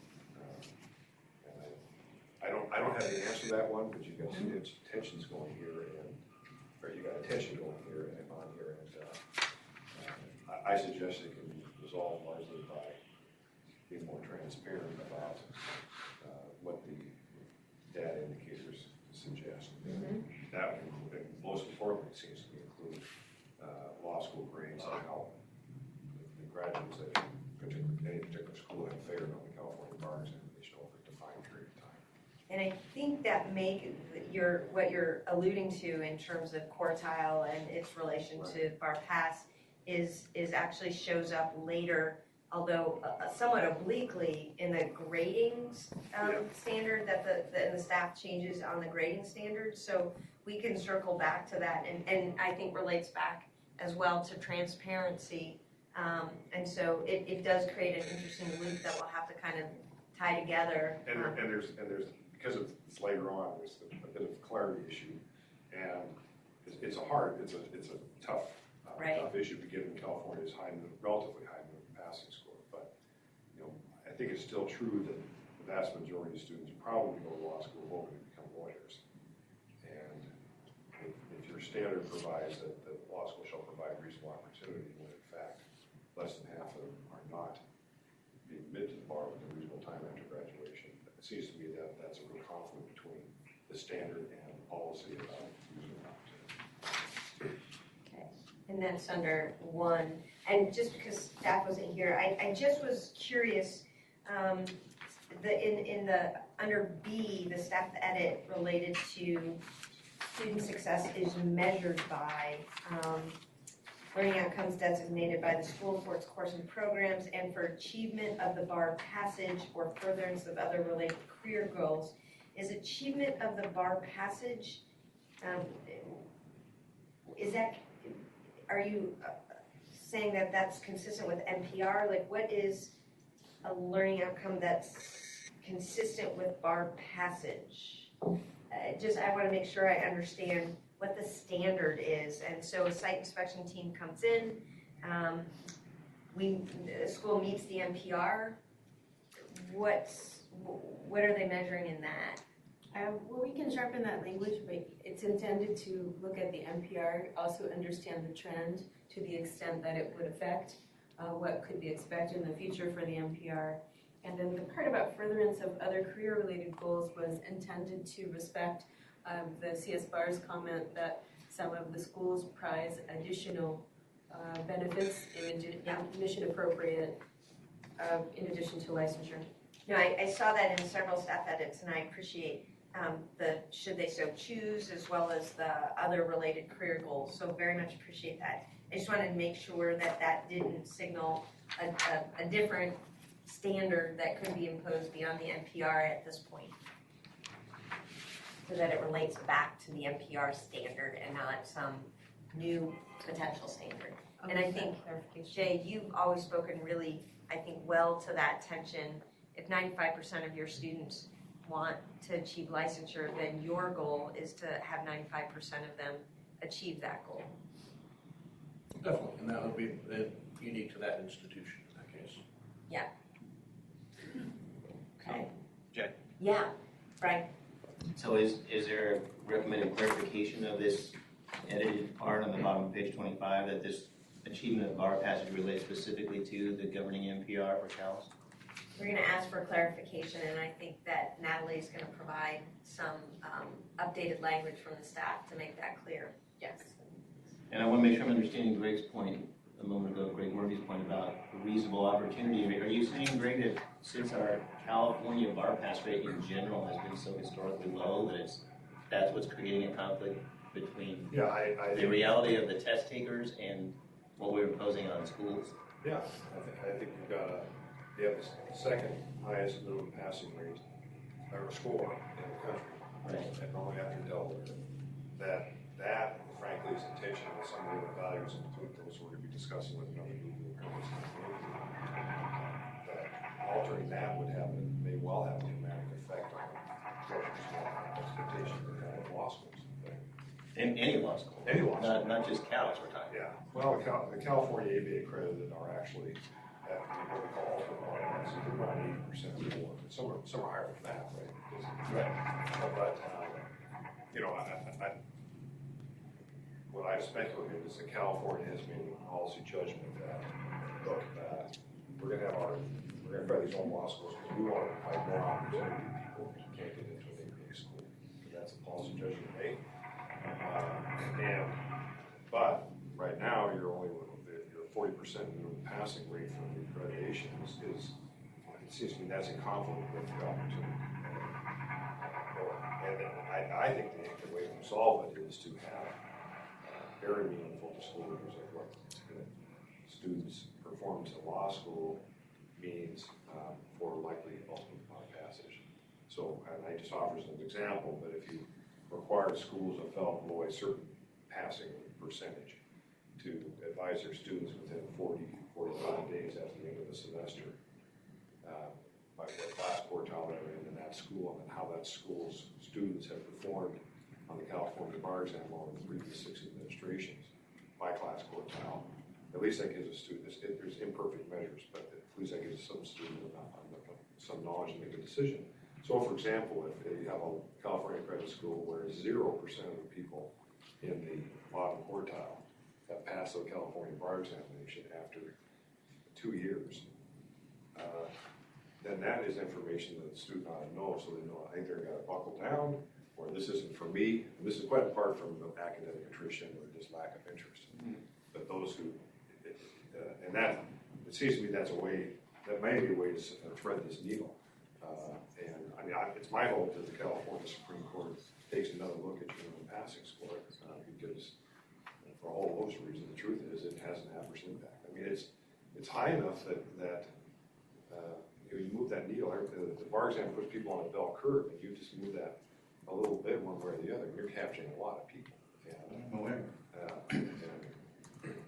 It's a mystery to me because of the values the state expressed in its politics and its rules. Yet you tolerate this kind of passing score. So that's me on my soapbox. I'm not a Californian, but from outside, that's how it looks to me. Well, I think there's room on the soapbox for me. Yeah. join us on the soapbox. So Greg, what I'm hearing from you is really more about disclosure and more information to students. Yeah, I mean, if, again, it depends on what you end up Right. with your minimum passing rate standard. And then can you provide information to students who wanted to strive despite all odds and they want to spend 3 years Right. where you're measuring period and credits and that sort of thing, and the money to put the effort in. But just walking through just being in school as well doesn't guarantee that you're going to pass the bar examination. Right. Okay. And again, I think that if I'm right, I think that opaquely comes up in the grading standards discussion later, so we can circle back to that as well. But it also goes back to transparency, so we will probably need to revisit kind of where it goes if we decide that's a direction to go. Yeah, I mean, I'm sure every school here and all the California credit schools, they'd like to have everybody pass. But, and I think everybody would love to see that happen. But as long as you've got a bar examination, which is appropriate to have an examination, you've got to have some standards by which the school can take some risks and chances with students. But if it's taking chances with more than 50% of the student body, it seems to me that's a problem. Again, we're circling back to that at the grading standards, because I think if there's something in there that speaks to what Greg is talking about. Is there anything else within the student success, as we get down to admissions, you can see compared to the admissions section in the guidelines, this is dramatically stripped down. It does raise all kinds of questions about what, again, going back to that idea of one set of enforceable rules versus a set of enforceable rules and then prescriptive guidelines. What part of the admission standard might be important from the guidelines to keep in the rules? I think at the drafting stage there was so much in there. We kept it simple. We created a really broad standard regarding admissions policies and didn't put in all of the detail. But I think it's worthy of further consideration and decisions about what part of those admission guidelines are necessary and helpful. So I wanted to point us to that as well. And as a philosophical matter, when you're thinking about what the add-backs are, you might think about not only what do you think would be helpful for your school, but what do you think is appropriate from the State Bar's point of view as a regulator to regulate, to make sure that the public and potential students can understand that this happens, uniformly this happens, rather than depending on the good faith or choice of the school. Thanks, Natalie. Yeah, Kareem. Yes, I'm just reflecting on a pattern. So I noticed on 4.101B, there's discussion about the State Bar assuming certification responsibility for a paraprofessional program. Is that accurate or inaccurate? Well, I think that would be a separate discussion that is also going on, and we're very early in the process. And as that does emerge, that could result in further changes to the rules outside of this process, but they would be speculative at this moment. Okay.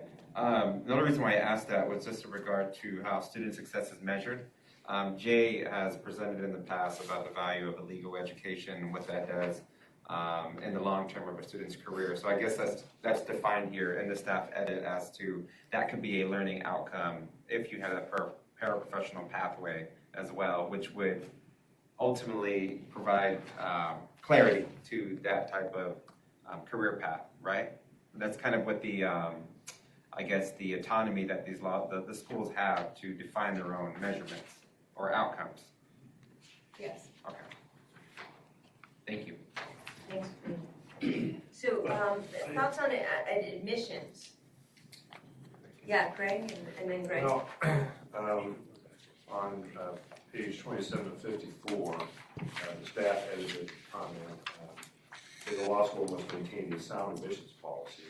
I thought, but the staff removed from page 26 of 54 the word sound from the program of legal education. I wasn't sure why that consistency, or if there was something meant by that.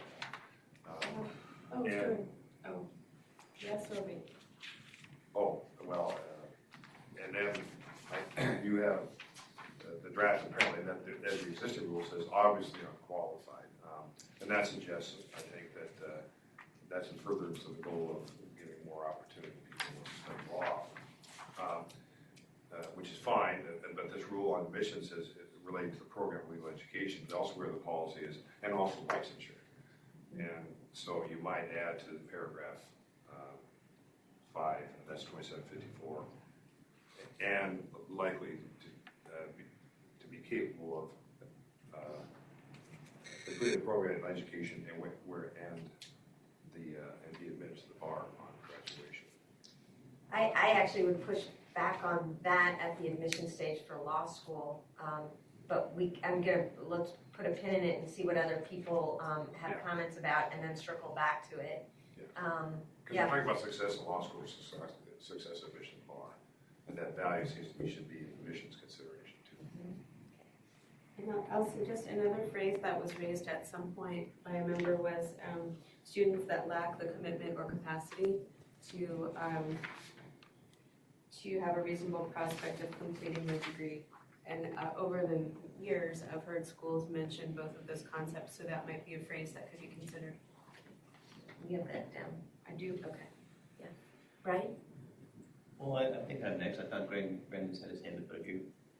Oh, yeah, I was kind of going to riff on what Green had to say. Oh, earlier. sorry, yes. About there's 3 different spots here in 4.160B, and then B1 and B2, where somebody's inserted a lot of stuff about licensure and about practice of law. And so I just wanted to understand the idea behind that. All of those additions, and there have been several others in different places, kind of narrowing the scope down, it seems like. That's what it feels like to me. So I don't know, is there any comment or information the staff has for us about where those additions came from, what their purpose was? And just make sure Natalie can identify them. You identified B1. 4.160B itself has it, and B1 and B2 have it. And again, it was mentioned in relation to admissions there just a second ago. So I'm just trying to understand what the idea is there. I'm sorry, I'm not tracking on this one. I'm in the right box, but as discussed, can you just do me a feedback? Oh, sure. So student success is measured by blank, blank, blank, and for achievement of bar passage. That's 4.160B as edited. 4.160B1, that will allow the student a reasonable opportunity to become licensed as a California attorney should they choose so. 4.160B2, and explain their relation to the practice of law. So in 4.160B2, 4.16B, 4.60B2, we're talking about learning outcomes, and then they're tied back to the relation of practice of law. So I'm not necessarily against this. I'm just trying to understand what the idea is to narrow the schools down, so the only thing they do is JD programs? It's more to ensure that is one of the things that they do. And the State Bar, remember, only has jurisdiction over the JD program and is not attempting to dictate what the school does in its other programs to the extent that they've received acquiescence. Okay, so let's just look at the actual language in 2 there. The school must state the knowledge, skills, abilities, and values that each program in the law school seeks to provide to or develop in graduates of that program, and explain their relation to the practice of law. So the law school has a non-JD program, and they have to explain the relation of the program outcomes to the practice of law, Only according to the that JD language. program. Yeah, but that's not what it says. That's not how this is written. This is written to be concerned with the program outcomes of that program. Oh, the intention by saying each program was that some schools have multiple JD programs housed within their law school. So I can make that clarification. Yeah, and that was my concern. It's what are we measuring? Because it seemed very broad. So I was kind of figure out like, are we going to measure them on all three, on one? But I think what Greg kind of honed in on was kind of what I was trying to say. I just didn't know how to. You're better with words. I really appreciate that. I don't think I'm that good today, but thank you. Yes, so most law Hard schools time have a putting them single together. JD curriculum, but some have several within the same school. So are we talking about clarifying this language then to relate to the JD programs only? That's what I'm hearing, is that correct? Is that would that be a clarification you'd like, Well, Greg? I think you need a separate section or sentence to do that. This is written as an obligation on the school regarding any program that it has to have these program outcomes and explain those, what is the program supposed to deliver. So that's a general standard. If you want something specific to the JD, then I would probably have a separate paragraph or something for that purpose. Will do. And Greg, you make this point, I think, in something you drafted regarding really making a distinction between institutional accreditation versus programmatic accreditation. Right. Wanting to make sure that it's clear. And so there's some of these that apply to the institution, and to the extent there's some that apply only to the JD program, then we should so identify it as applicable to the JD program. Correct, exactly. Will do. Yeah, that's a helpful distinction. And thanks, And Chris. just to clarify, our accreditation rules are going to programmatic accreditation, correct? Okay. Got it. Yes, so why have anything on it? Wait, Institutional. hold on. I I don't don't, think that's what the statute says. The statute says you have to accredit law schools that deliver these programs. It doesn't say you have to accredit these programs. That's what the statutory grant to the Committee of Bar Examiners actually says. So it was always my understanding this was institutional accreditation, not programmatic. I'll make a note of that and check back for clarification. And one thing that is unique here is that these rules give rise to many standalone law schools in California, which is not something that you largely see elsewhere. And so certainly at minimum, some institutional standards are needed to recognize that, because the schools are not required to also seek a separate institutional accreditation. Right. So while it may not be the primary focus, it's part of the necessary fabric of the programmatic accreditation here due to that unique circumstance. so Natalie, you're going to seek some clarification about the statutory reach of institutional versus programmatic. Yes, but this is largely designed to apply to the JD program or an institutional element directly related to the JD program. And you can even say that drafting says that we're not doing any other, we're not considering the other programs that they may detract from the ability to deliver them. Exactly. But what I hear Greg saying is the statutes suggest otherwise. And I'll get clarification offline. Because if we do get clarification institutional, then these other programs become a part of the discussion, correct? Or No, and it's clear that the standard is acquiescence for the other programs besides the JD. okay. Thanks. Brian, did you? I did, and I'm struggling with whether or not to deal with it in this setting. Mainly what I'd like is some feedback from some of the other deans. Subsection 5 there that starts on page 20, that is on page 27 of 54, Yeah. about admissions. And I will first be sure and state that I certainly don't want to be regularly admitting people who have no chance of doing the program.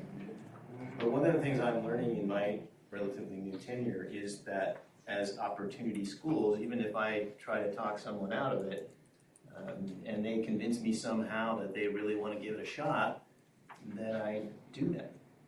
And so I'm concerned about the language that specifically says admit students. I certainly wouldn't want to maintain a student at the school who clearly demonstrates an incapacity to handle the program. But as an opportunity school, how do I know that unless I give them that opportunity? So I feel some tension in that and would like some feedback. No one has it. But I mean, I feel the need to say that. I'm struggling with that as I interview my applicants. It's true. And Jay? And again, on page 27, 5, I had the same issue with regularly. I would prefer the word knowingly, because I don't think any of us would have been someone who's, we know is obviously unqualified. They might give us a justification why their GPA is not a good indication of their capacity, their LSAT is not a good indication of their capacity. I don't think any of us should knowingly admit anyone who's obviously unqualified. Yeah. Thank you. No, and I think that's, just speaking for myself in our admissions process, that is the tension, to have an opportunity law school mission, as well as an understanding that for some of our students, having a JD, even without a license, raises their socioeconomic status and their job opportunities standing alone. So not wanting to deny them the JD, even if licensure is potentially not and obviously within their reach, which to me it's not necessarily obvious until they've gone through the program a little bit, which is why I push back on the admitted to the bar as part of the admissions process, simply because I think what you're talking about is indicators that occur within law school, a GPA or other performance indicators that lead you to believe that this, based on data and evidence, that this potentially is not going to be a successful student on the bar. I hesitate to deny someone a JD just because I've seen and know that it does add value to their employment opportunities in certain communities, to their standing in their communities, to their ability to lead in their communities. So I completely understand the bar's need and desire to put licensure at the forefront, because the bar is in the place of admitting graduates into the licensure into the bar. But at the admission stage of the law school, I agree with you, Brian, it is, I think, a tension, and one that I know that I walk in our admissions process. So I don't know that, I appreciate the knowingly instead of regularly edit. And I don't know if there's other within this. And then we also had the question about what to potentially add in. I'm just going to ask us to put a pin in the admissions discussion, because I know we have someone from the Access and Inclusion Committee here. Sorry to have a delay in getting us started in that discussion. But I think actually hearing the admissions discussion is helpful in the context of the work that your committee does as well, and the mission of your committee. So I welcome us to turn to the access and inclusion provisions in here, which start on page 32 at the bottom, and then move forward from there. And here is where the staff has made some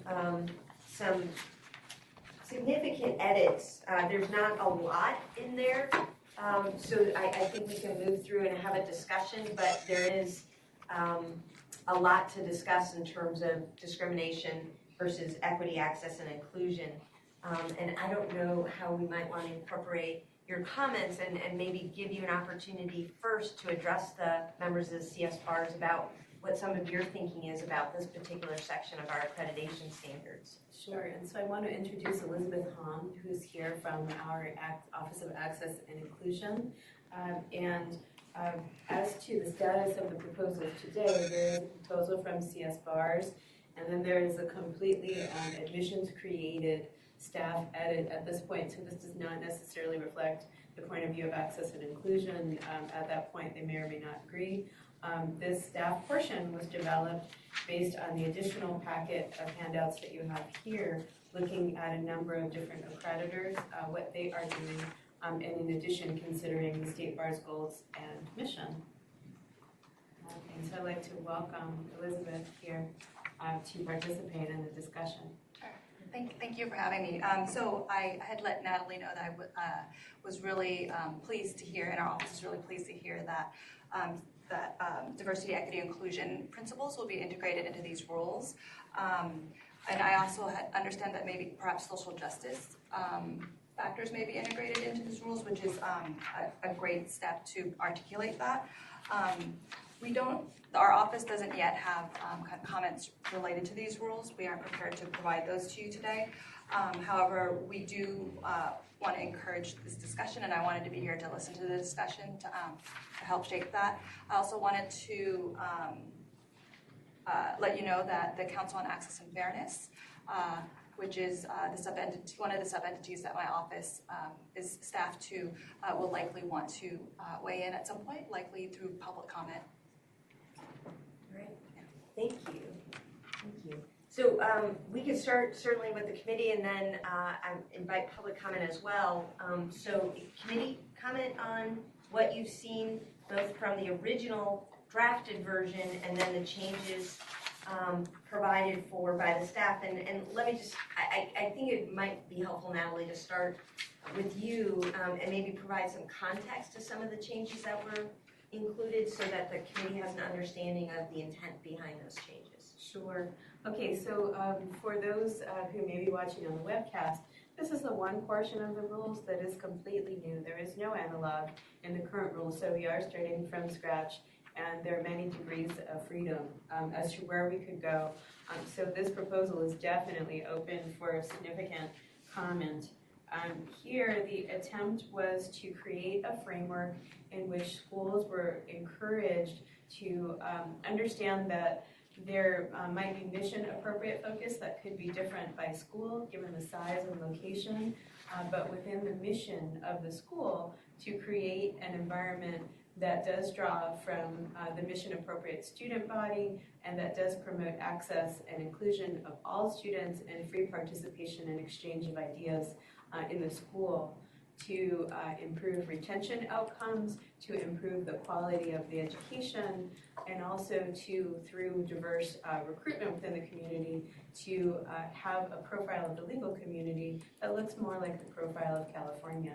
So all of these elements, but understanding that could be different by school, and that needs to be considered, and also that these are aspirational standards in which policies are required, but outcomes cannot be specifically guaranteed. So, want to start, Jay, do you have comments in this particular section? Did you have a chance to?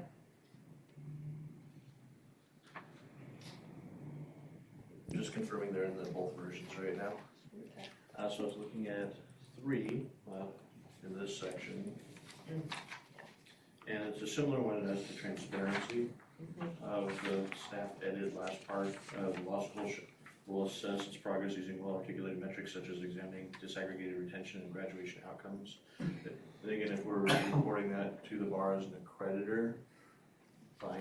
That we do similar things with WASC and other institutional accreditors. Having transparency to that, maybe on the website with the public, might then out certain students because of our low populations. And that'd be a concern.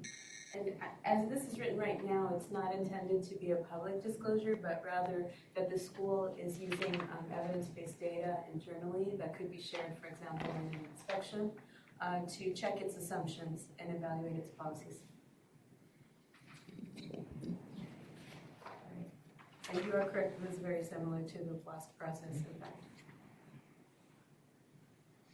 Okay. Other comments as it relates to this section? Yeah, Greg? Just this applies to everything we've been talking about. Are we working off the staff edited? That's the one we should be focusing on, making changes to. I mean, which is the one that? Yeah, I think a compare contrast is helpful. So if you, the staff started with the original one provided, and then they edited it. So you can certainly speak to the strength or not of the original, or go with the staff. Okay. Well, as I think about making the comments, I hope I get a word version. You know, I got to pick one or the other, and it seems to me that my inclination is to go with the staff one because there's that look. But unless I hear that the committee as a whole is opposed to this staff recommendation. Okay. Great. Comments?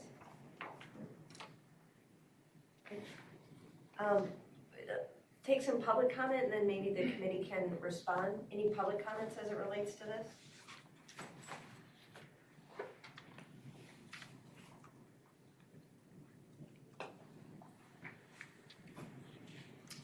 Elizabeth Zier from Monterey College of Law. I'm on the same portion that Jay just mentioned.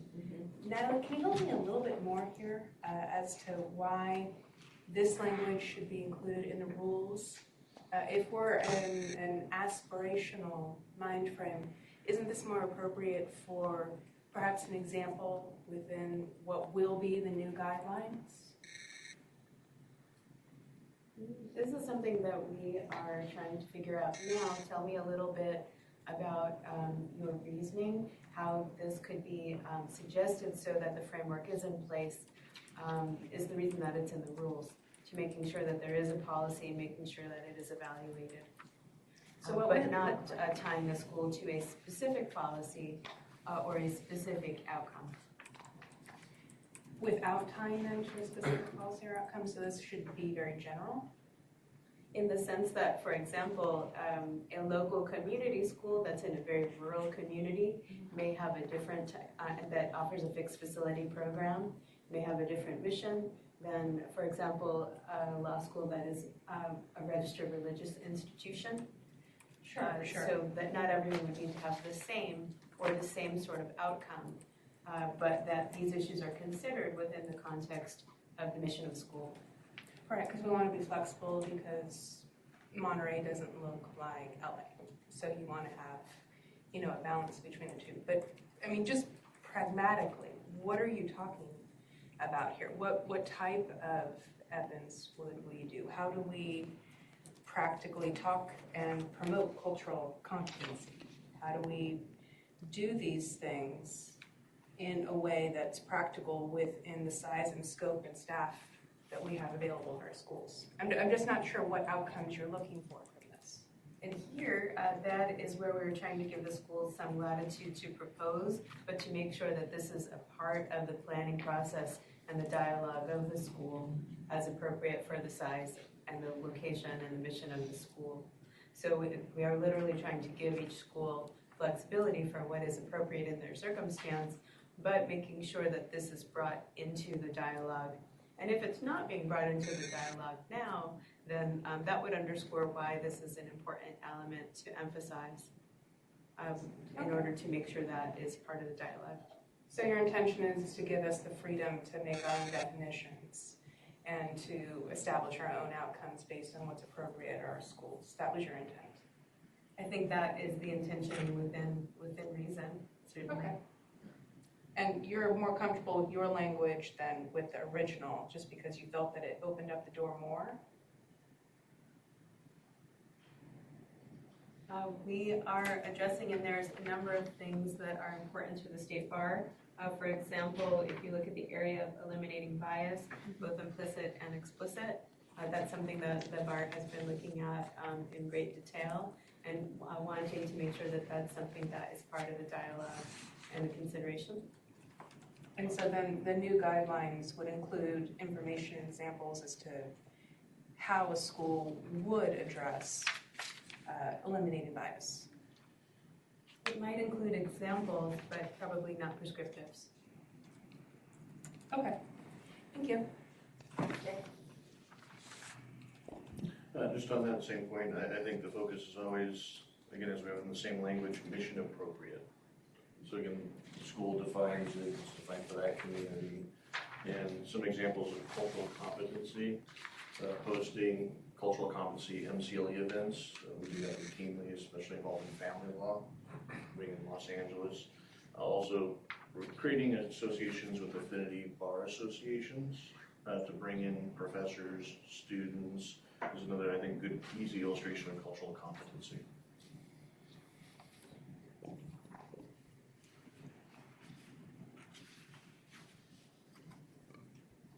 Thank you, Jay. Greg?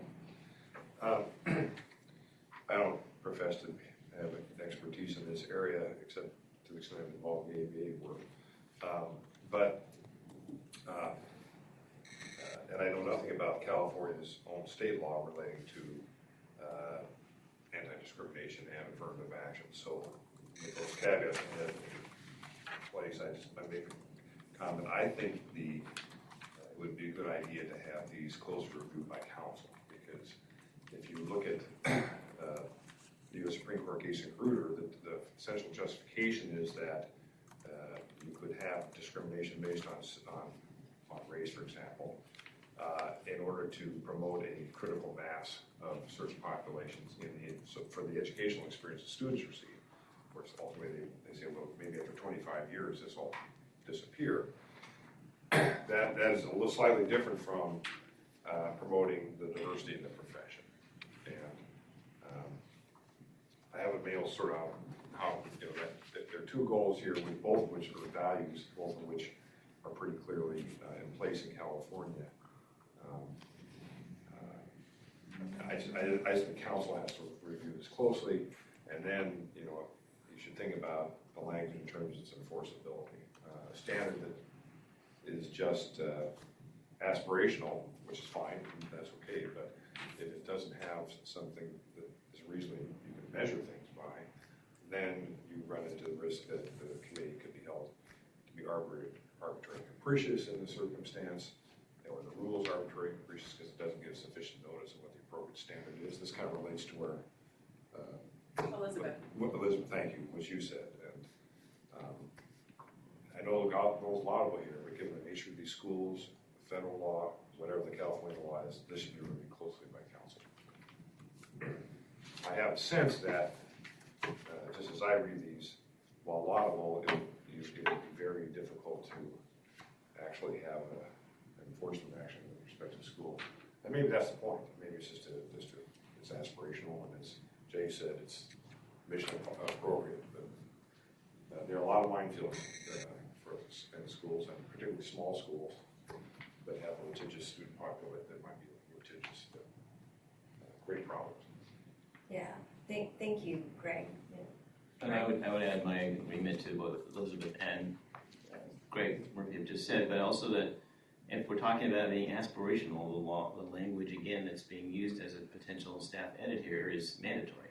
Law school must put in place these particular colleges, must engage in this systematic retention. I mean, I'm all for it. I'm trying to do everything I can, but I'm not quite sure what I'm measuring my efforts against.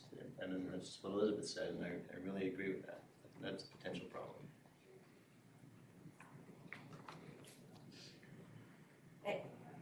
And I think this is a section that probably deserves a lot more time in terms of editing time, because I think there might be two things that we're trying to accomplish here, as I think everyone's pointed out.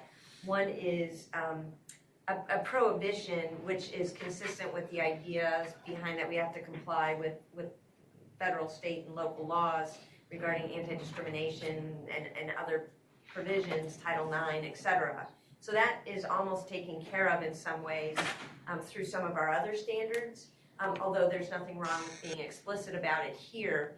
The other one I think is a much more kind of difficult thing to wrap our hands around, which is that aspirational goal of equity and inclusion. Diversity, equity, and inclusion. I think many of our schools do a great job when it comes to that idea of diversity.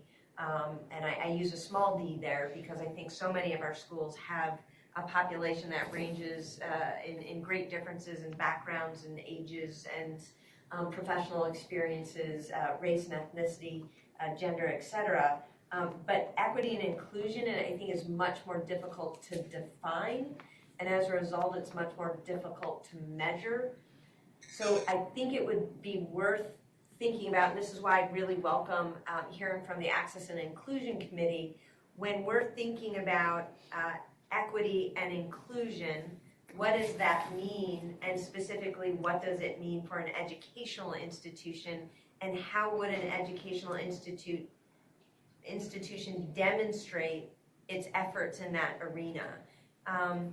Because it's not clear to me, as it's currently written here, that anyone knows exactly what it is that they're being measured against, as Brian stated. So again, I think Natalie has given us some examples from other accrediting institutions in which, or I should say professions, in which they have identified specific diversity or equity and inclusion goals. Why don't we take time offline away from here and before the next meeting to really think about what it is that we as educational institutions mean and how we would define equity and inclusion. I think, and obviously when we're talking about equity and inclusion in an educational institution, we want to make sure that everyone has equal access to an ability to succeed. What are we doing in order to make that happen? Are we recognizing a certain subset of our population that might be struggling? For example, working mothers who also work outside the home in jobs, are they struggling more than others? And so do we have any kind of childcare or other things in place that might help them? So if that's what we're talking about, I think it's important that we more carefully define it than I think the language has here. And I know we were all working on a very tight time frame, but I think this is such an important area. And I think it's important to the State Bar mission. And I think it's also completely consistent with the Cal's school's mission that it would be important for us to get this right.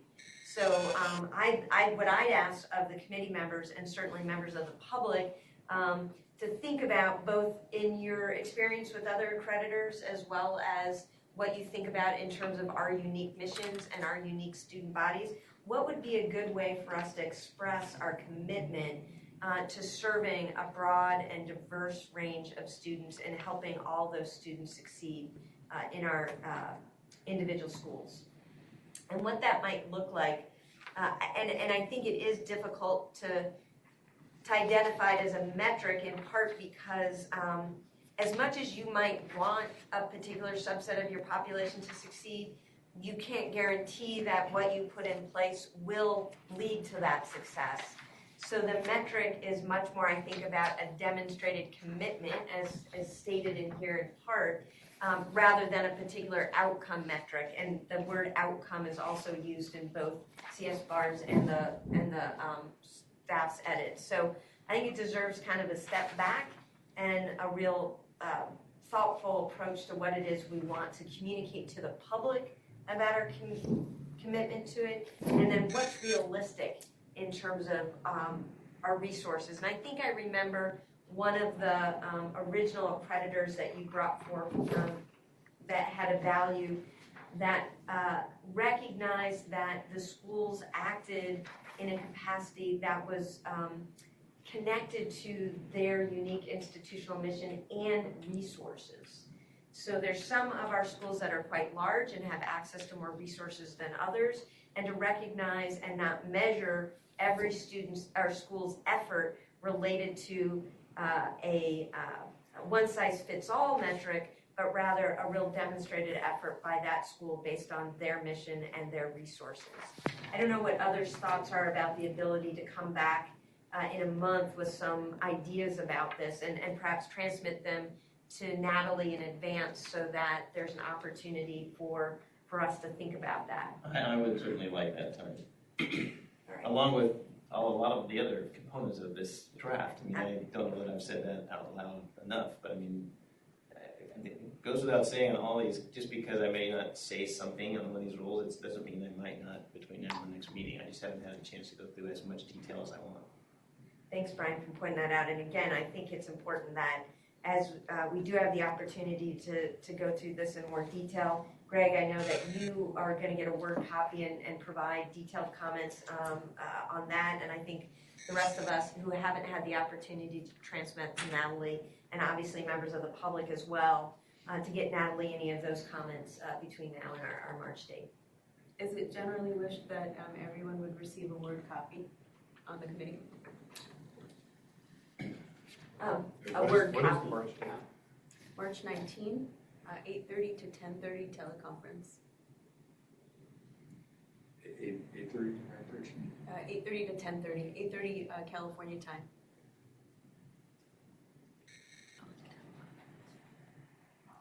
So rather than continue with talking about this as it's currently written, I think it's why don't we go back to the drawing board, really think about both those CS BAR's original drafts as well as staff edits, as well as through the lens of what we think is actually measurable as a accreditation rule.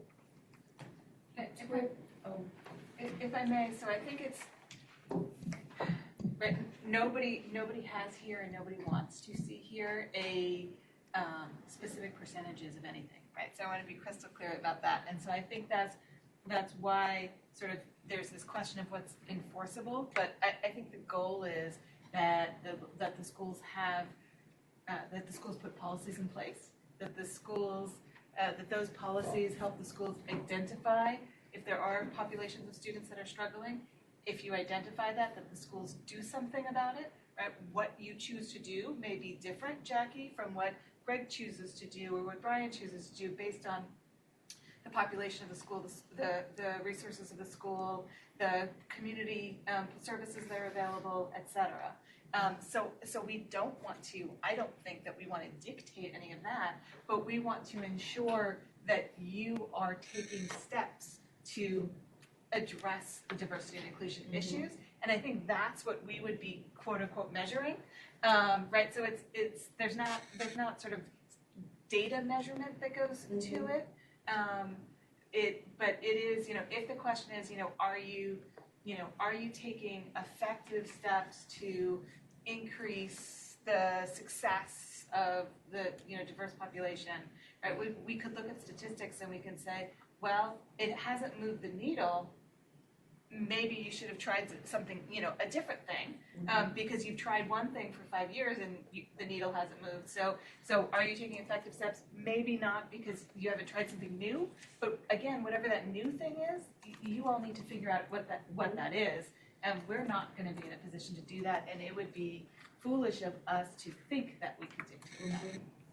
Thanks, Donna. That's really helpful. And I think that comes through in parts of both the original rule as well as the staff edit. And then there's some other things that I think where you were trying to communicate that it may have come out as like the well-articulated metrics. I think red flags went up kind of thing. So if we can massage some of that language, I think we'll get to a place that people feel comfortable with. Yeah, and that's what I was hoping that context would help. So that's what we were trying to get at. Now, toward that end, from a process standpoint, at the beginning, these various values were assigned to teams of 2.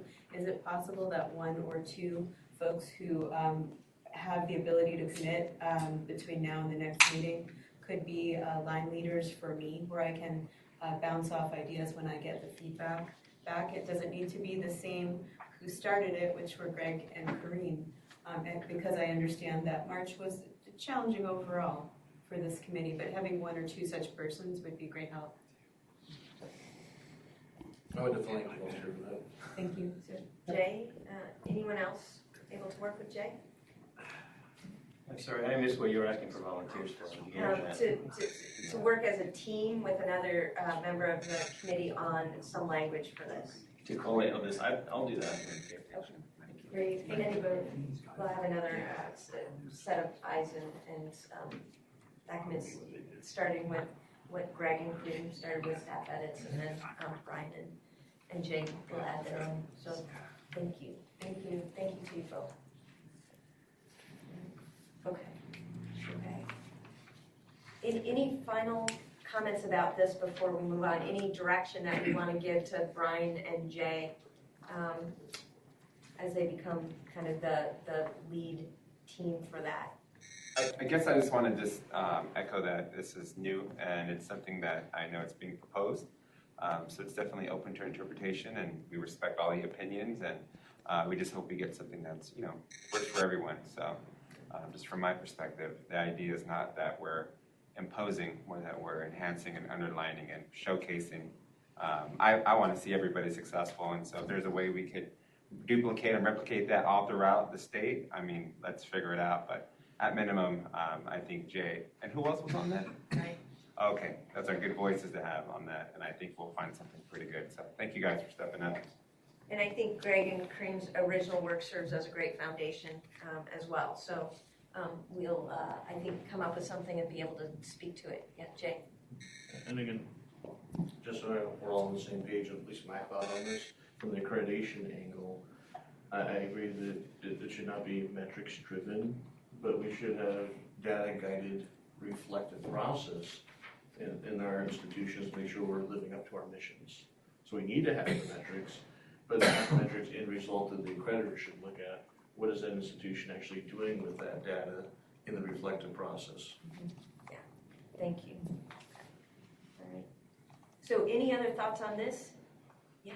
I just wanted to echo Donna's point that our office has been looking at law school retention rates, particularly for students of color, and it is not one thing that can necessarily be measured, but it's a lot of different things in combination.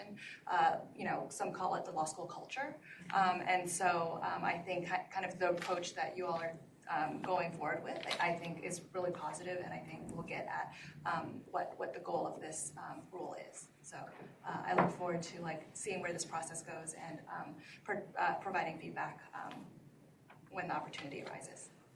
Yeah, and I could just say on behalf of the committee, we're totally committed to social justice and figuring how that works in regards to the moral character process, all the way down to accreditation. So it's something that's at the forefront of our conversation. So whatever you have, I know this isn't the committee, but Natalie, any presentations we could have? I know Robbie's been entertaining them about certain these type of initiatives. I think would be helpful as well. So I don't know if the committee would be open to it or CS Bars would, but we're opening ourselves up just to be trained on different elements of what's going on in the bar, just to stay abreast of what's going on, just to help ourselves be more knowledgeable. We've had one previously on I'm getting a blank, but we had one in January on the moral character process, I believe it was. And it just provides additional guidance for us as decision makers and as we're creating policy and drafting these new, looking at these new elements as the transition's coming to kind of give us, a much more deeper guidance as to where we're headed. Because there's a lot going on. There's a lot of pieces that are running right now. I think we're all trying to hold it together. So thank you for being here. I really appreciate you being here. Yeah, and I guess in terms of another resource, I think that might be helpful is the State Bar just published its California Justice Gap Study. And related to that, the Legal Aid Association of California published the retention and recruitment study for the legal aid community. So some of those data points may be useful to this group as it moves forward with these rules. Okay, thank you. It's Ms. Hong, is that your last name? Hong? Yeah. Sorry. And I would certainly welcome and encourage you to get any comments you have as quickly as possible too, so we can have the benefit of your committee's expertise and your subcommittee. So if we can, I know you said you wanted to have more time to kind of put some feedback here, and I would really love to have that. Okay, yeah, sure. So we can reach out to our the Council on Access and Fairness to get a little working group of them together to take a look at this. Great, thank you. Thank you. And just a point of clarification, if I could, because Kareem used the word, and I believe used it when you first came in as well, which is social justice. Were you thinking of social justice, some concept like that inserted into an accreditation rule? Like what were you guys referencing when you said that, just so we understand? From my perspective, it's more a holistic approach to how we're reviewing what our justice system looks like today in time and what it's done over time. So I guess just being guided with that insight and making decisions based on that as well. Just keeping that in mind. Like, I come from a disadvantaged, underrepresented community, so I'm looking at elements of how I could enhance access to justice resources in that area, whether it's enhancing digital access, and it's these distance learning programs that's going to allow kids in my community to have access. I think that's kind of the lens I'm using when I say that. So specifically, I don't see myself proposing the verbiage connected to it, like social justice entirely as a term, but I do think there's general elements or terms that we could take from it and guidance that we could take to kind of make our decisions. Okay. But that's just for me. I didn't want to speak for you. And my reference to it was really how that diversity, equity, inclusion, and social justice are really interrelated. That those principles, I think, should be taken into account, and maybe not necessarily like explicitly put into the rules, but I think if we're looking at DEI, social justice is definitely a component of it. Okay, thank you, that was helpful. All right, thank you very much. Thank you. Why don't we take a 10-minute break right now? And why don't we return at 5 minutes till 2?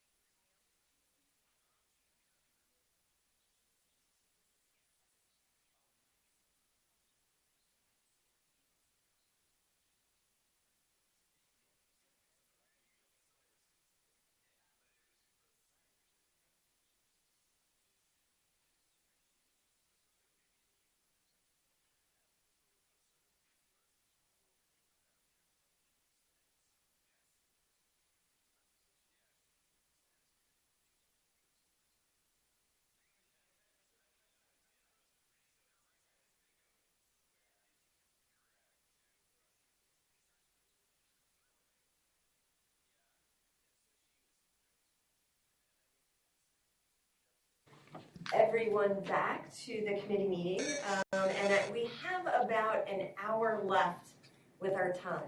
And I know it feels as if we have both covered a lot of ground and not accomplished as much as we had hoped in terms of getting through the material. But I know that people are going to go back, reflect on what they heard today, as well as do a deeper dive into the document. And Natalie's going to provide a Word document so that people can make comments directly into the document if that's what's most helpful for them. As well as, I think, Natalie, you have some takeaways that you are going to follow up with the committee in terms of some questions that were asked and some clarifications about certain items. We've got Brian and Jay working on massaging that diversity, equity, and inclusion language so that we can bring that back. And I think it's fairly close. So I don't think there's a complete rewrite. I think it's just more massaging what's there on both sides. But instead of going forward, I wanted to go back to the admissions conversation that we had stopped so that we could invite the Access and Inclusion Committee to provide some comments and input. And that was basically starting on page 25 with student success. We went into the admissions statement. I think right now what I'm going to ask of you guys is, in terms of going back and thinking about your comments regarding admissions, we've had some bigger philosophical discussions here about that admissions kind of idea or statement. I think that there is another piece to that that's less philosophical and more what we want to take from the guidelines that's very explicit. The example that comes up for me is some very explicit language about previously disqualified lost students. That's not currently in this set of rules. Do we think it's important enough, or things like that, to actually put some more specificity in the admissions rule from the guidelines? So perhaps for you guys to go back, look at the current guidelines and just ask yourself what's so important in there that we think it should be ensconced in a rule. But I wanted to give the opportunity to move forward to something that's quite different in this set of rules from what we have in the rules or guidelines currently, which is that outcome assessment piece. And before we move forward to that, Yes. might we identify a line leader to suggest those things that might be add-backs for admissions? Sure. Is anyone wanting to take on the responsibility of thinking about and proposing more admissions criteria added to the admission standard? I'm happy to do that because it's actually something that is on my mind. So I'll make some recommendations, and then I'll provide comments on why I think those recommendations should be or should not be placed in the current rule. Okay, thanks for that, Natalie. Jack? Yes. In light of the fact that I got to go, could we go the waiver section? Oh, you'd like to provide some comments on the waiver Yeah. section? Yeah, what page is that? Gosh.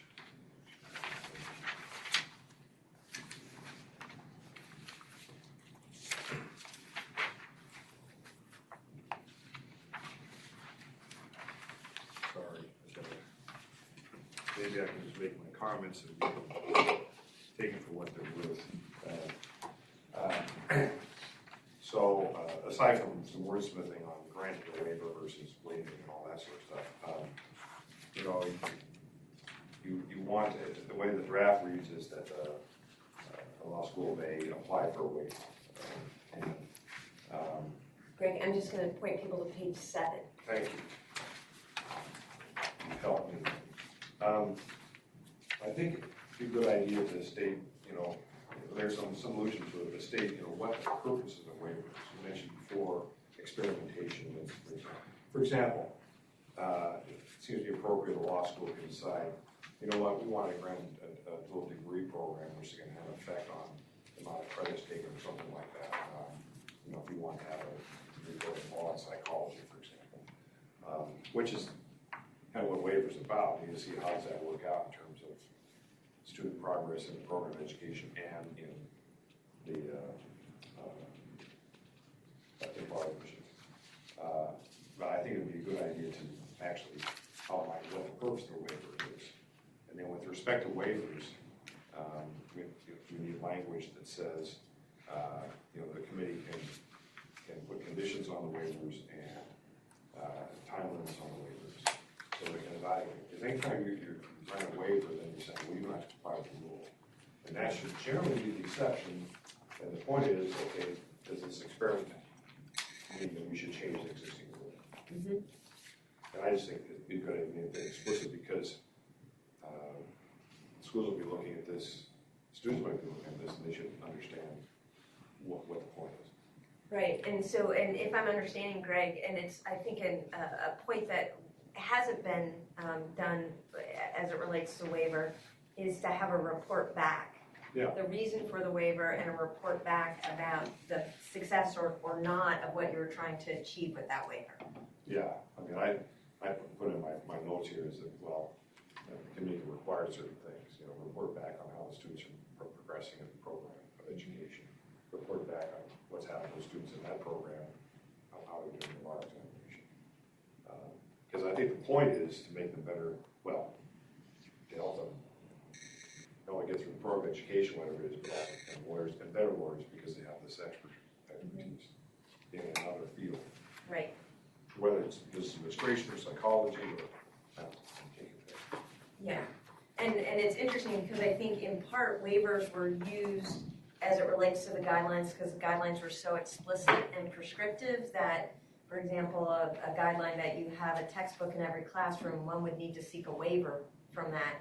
It will be interesting to see if we have broader, more general rules that have room for innovation and flexibility, that whether the use of the waiver will be more reflective of the kind of waiver you're talking about, yeah. Which is we want to approach something differently, let us give it a try. Right. Yeah. And I think it would be a good idea to have a rule that states that purpose so everyone understands that they're the exception rather than the rule, but they're allowed to exceptions to see if innovation and experimentation might make the whole system better. Yeah, so I think thinking differently about the waivers, because up to this point, because the guidelines have been so prescriptive, it's been, I think, used differently. So thanks. That's I think, an important thing for us to talk about as it relates to thinking about the waiver language. And if you include that in your comments that I know you're going to provide, that would be helpful. I mean, for example, one last point. Say somebody intends to go out and become a lawyer who specializes in domestic relations. Well, you know, some of us gain that expertise simply by practicing. But if you had some courses in management and mediation and psychology and all that, you might be a better starting lawyer. Mm-hmm. You might be disabused of some of the notions they teach you, but at least you have some ideas of the principles involved. Right. Okay, thank you. Anyone else want to comment on the waiver piece, or I'm sure we'll be circling back to it. We'll leave it there for now. Okay. And I know Greg needs to leave a little bit early, so I don't know if that will be happening, but Greg Brandis? Well, just we're on that rule. There's some language added about has not engaged in significant material conduct that would warrant termination. I would wonder if I could ask what that was intended, or what was intended by that, I should say. Under waiver? I think that's mentioned in. Oh, I'm sorry. Forgive me, I was on the wrong spot. Once again, it's not a great day for me. It's kind of a rough day for me. We grant you a waiver. See how easy that waiver thing is? Okay. So just to go back to page 26, where we start to put something in that's very different for the Cal schools, and that is a requirement of statement of program outcomes, encouragement towards course outcomes, and assessment. And again, for some schools who have dual accreditation, this is more of a norm. And for other schools, this will be something new and different. And again, I think a place where that safe harbor is going to become important as schools adjust to and are able to fulfill the requirements. One question I have, specific to the state bar and accreditation and the CBE, this is a really specific set of knowledge and skills to kind of understand assessment and outcomes. Is there going to be training for CBE since they're part of the site inspection team? Is there going to be training for the consultants who perhaps haven't been a part of schools that have this? Is there going to be training for schools so that they can get up to speed about so that everyone's on the same page about what this means and what the expectations are?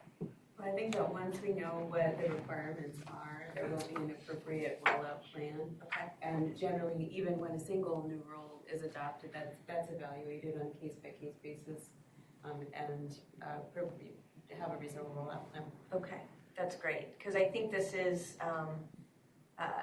new and different for the entire system, not just the schools, but I think those who inspect the schools as well. So, I especially want to hear, Brian, I know that your school isn't subject to like a WASC or other accreditor that might put this kind of programmatic requirements on the JV program. I'm wondering your thoughts about what is stated in the rule here. Well, we do have an MLS program that's accredited by the Accrediting Council of Independent Colleges and Schools, ACICS. Mm-hmm. So we do this anyway for the MLS program, and it's tedious, but it's doable.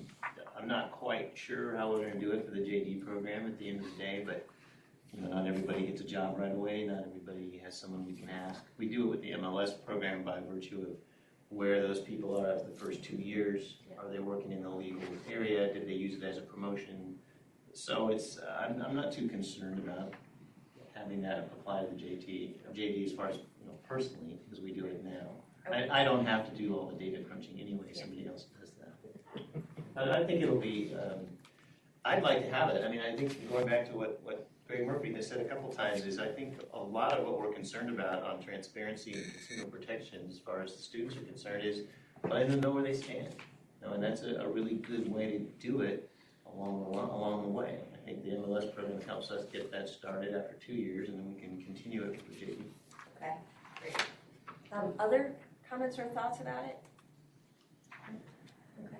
And again, I think this is in line with that modernizing the accreditation standards and bringing best practices into it as higher education moves and has moved in this direction. So I think it's good for us.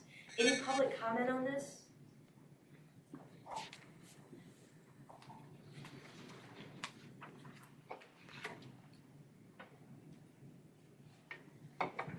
Hi, Laura Palazzolo with Lincoln Law School of San Jose. And I would just like to reiterate what you said, which is we will probably need some training, at least the smaller schools that don't have WASC accreditation or some other kind of accreditation and really aren't familiar with program review and outcomes and defining these things. As part of the WASC process, we are learning, but it's been more tedious than we had thought and taken more resources than we had anticipated. And so we are definitely a better school because of it. strongly promote it, but I just know that it takes some training and some understanding and some forms and some consulting and that sort of thing. So I appreciate if the State Bar took that into account. Thanks, Laura. And I think it goes back to that tension that we always feel regarding resources. Brian, I know you've raised this a couple times. This is a resource-intensive activity if done well. It has great outcomes for students because it allows you to engage in that iterative process, but it is resource-intensive both in terms of human resources, but also in terms of a commitment of money towards it. And knowing that affordability is always on our minds for our students, being aware of that, and it's part of the mission that we've identified for accreditation, that affordability still be at the forefront of State Bar accreditation. So certainly wanting to balance having good best practices, good outcomes, but sensitive to that resource allocation within smaller schools. So finding that balance. Great. For what it's worth, you'd be surprised at the schools that have, if not unlimited resources, have very generous resources. We struggle with this. Yeah. We have struggled with it. Yeah, absolutely. Okay. Okay, so we had some, moving on to page 28 and 29, just to see there were some things that came up in here, seeing if there was any comments related to compensation, scholastic standards, assessment of student learning. I should note that I think it was Marty who commented or wondered if the compensation based on number of applicants, et cetera, should be in the consumer protection section rather than in the kind of section here on student success. Happy to, that's more of a movement question rather than a content question, but happy to entertain any thoughts on that as we move through this section. I just have I'm assuming that the purpose here is to not be working on a contingency basis. The more students enroll, the higher your pay is. That's some sort of contract term.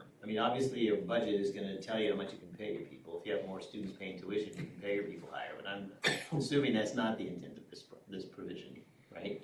Right, and so the reason why graders or tutors are exempted is because they're given a specific number of papers or students to tutor. So they're not engaging in a control behavior when they do their jobs. So they're exempted. I think they're trying to avoid the Wells Fargo problem. Yeah, right. Creating things to get yourself paid more. I just the way it's written, it's a little overbroad, but I think with that understanding, it's fine. Great. Yeah, I just wanted excuse me, the change of the language actually makes it apply to all law school employees. Right. Whereas the previous one, the proposal was that it would be applied to all law school employees engaged in activities related to admissions and marketing. Right, and so obviously that would mean, for everybody's sake, that anyone engaged in teaching a small class or a small section would have to be paid the same as someone teaching a very large section, or a short number of credits to a small number of folks. The language was really changed by that, including those addition to the language. So I just want to make sure that was really the intent. Okay, so that's maybe something for discussion. It's actually a return to the current because there's been a thinking that faculty also have a certain level of control in the sense of the possibility to grade high in order to keep students to increase their compensation. So additional personnel were intended to be included for that reason. That's the thinking. Certainly admissions and marketing might have an overt element, but the thought was the faculty would as well historically. So to accept the CS Bar's proposal would actually be a significant change and a significant narrowing over current.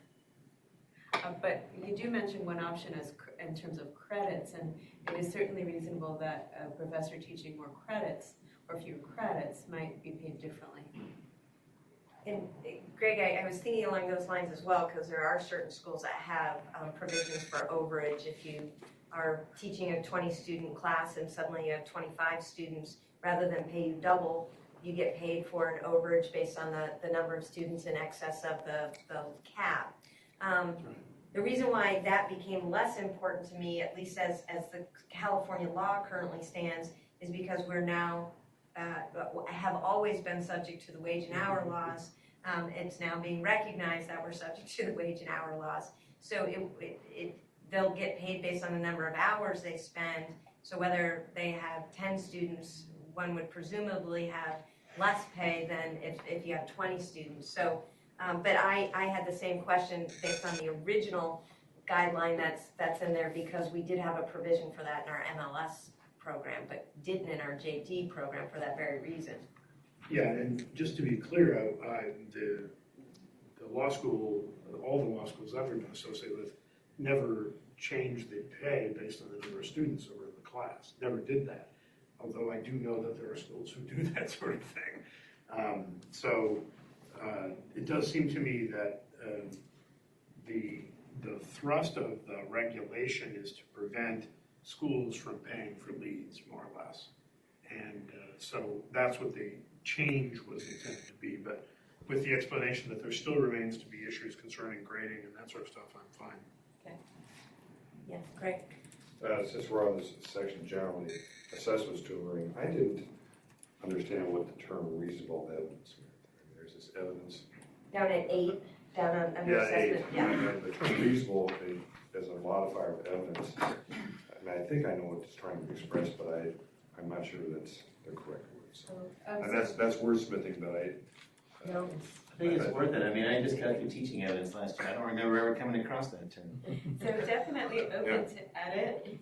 What the staff edit is focused toward here is best method to evaluate student learning, but that it's based on a measurement of something, a measurement of the estimate of an expert, a measurement based on a numerical quality rating, rather than a gut check.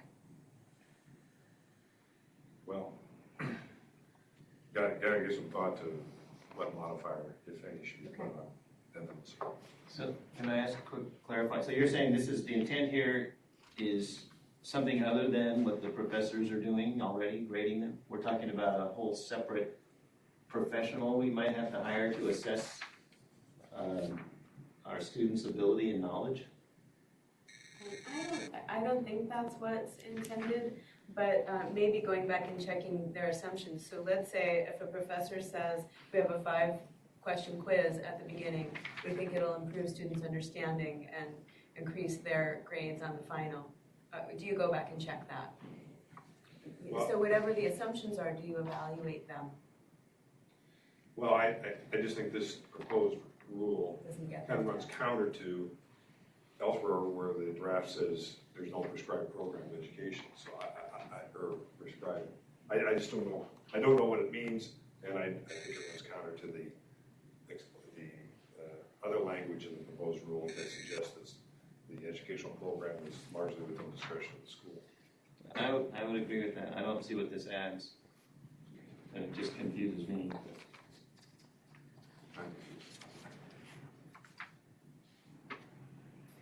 And we already, at the second page at the top of 29, the second part of that, we've already covered. We've already talked about why, and we're still looking into why these rules focus a little bit more on becoming licensed in the practice of law. But yeah, I'd have to say I recommend we don't even need this. But whoever came up with it, I'd be happy to hear why. The first part or the second? Any part of 8. Okay, so the first part was really what I said there. So we encountered an actual school that was, that I'll not identify, that was just really going on feel and not looking back to see if their assumptions were correct or proving out relative to the students, and that's since changed. You mean feel on grading and advancing it from one year to the next? Not necessarily closing the loop and going back to evaluate their assumptions. Assumptions of what? Of their testing scores, of their classwork? So you're A range of factors, I think. And so it's really just, is the school engaging in a virtuous cycle? Do you evaluate your results and adjust them as necessary? That was the thinking. I think what we may need to do with this section is talk about assessment differently from grading. Okay. So we've got a section for grading, but when we're talking about assessment, it's a broader concept than that. And I think what's happening is we might be conflating the two, especially because we say, and this was out of the CS bars as well, within the subject matter of the course, which suggests that it's tied to a course rather than tied to the program as a whole.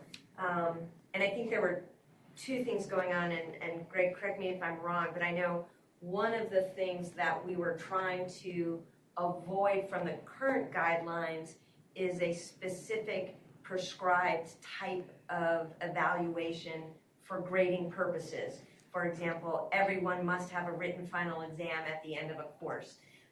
We wanted there to be the opportunity for schools to decide in a particular course what was the best method of evaluating the students' knowledge and skill development in that course.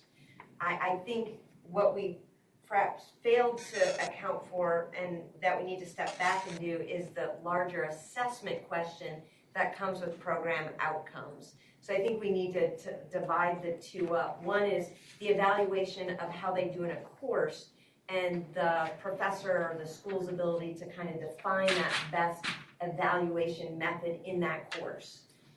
Is a final exam at the end always the best way? Or are there other ways to evaluate whether or not they're being successful in developing the knowledge and skills in that course? Different from program assessment, which looks at a very different set of things outside of a defined course. So, Jay, will you work with me to help divide those two up?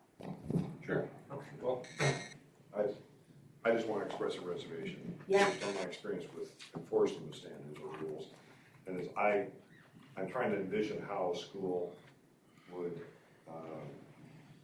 demonstrate this and the resources that would go into trying to demonstrate it. And I understand we got schools with limited resources. At some point, you got to trust the faculty and maybe the inspection team looks at the tests that are administered, and takes a look at them. Does these seem reasonable format and that sort of thing, which is basically the grading thing we're talking about. But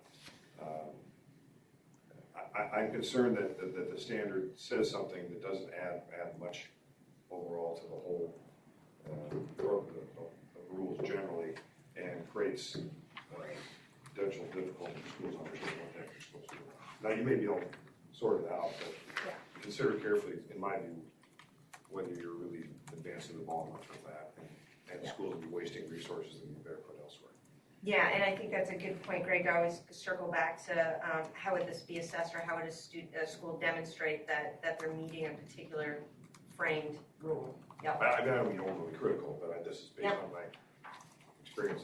I mean, it's difficult enough for an ABA team that goes into an accredited school and looks at exam papers and on a 3-day extension, and then make a judgment on whether it has a good.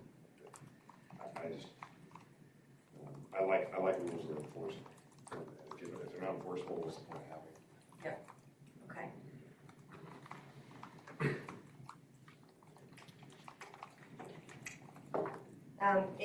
Thoughts about, and we kind of brought up, and Brian, I think it was you, that the addition to the assessment of student learning, I'm going to hit pause on, and that total course of study is reasonably calculated, because I think let's tease out the two distinctions, and then we'll come back and see if that naturally fits in or needs to be removed.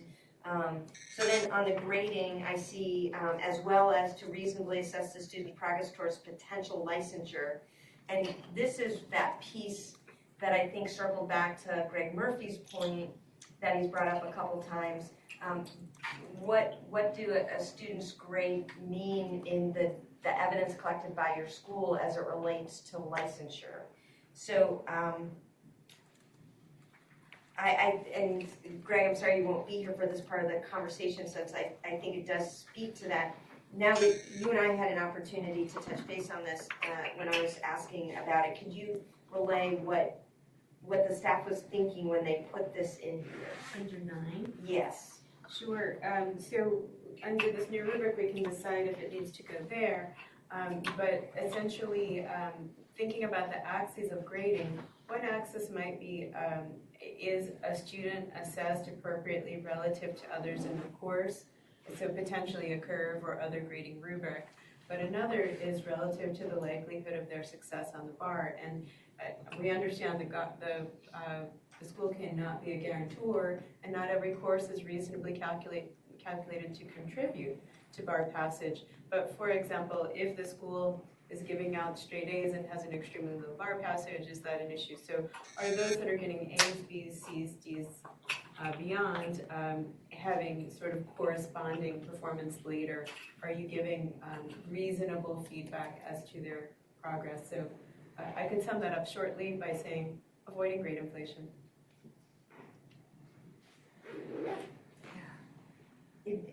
For me, I'm not sure it fits in the rule.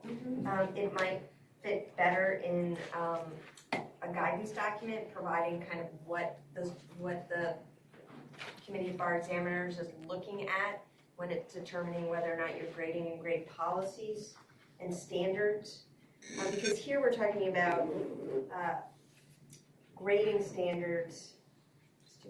So it seems to me that when the CBE comes and they're looking at your grading standards or they're looking at your grades, one of the things that they're going to be looking at, one of the things, is do your grades reflect, is there inflation? So someone with 4.0 is everyone's failing the bar kind of thing. I'm not sure, I'm just not sure how it fits here or that it does. Yeah. For the record, I'm sorry I have to go, but yes. The flights in and out of San Francisco at this particular time are difficult. I couldn't get a later flight. But on this point, now the ABA standards do not have a requirement that the schools grade on the curve, right? But there's no reason you couldn't, because then you would actually require schools to rank order students, and which would enable them to make better correlations with their performance and on licensures.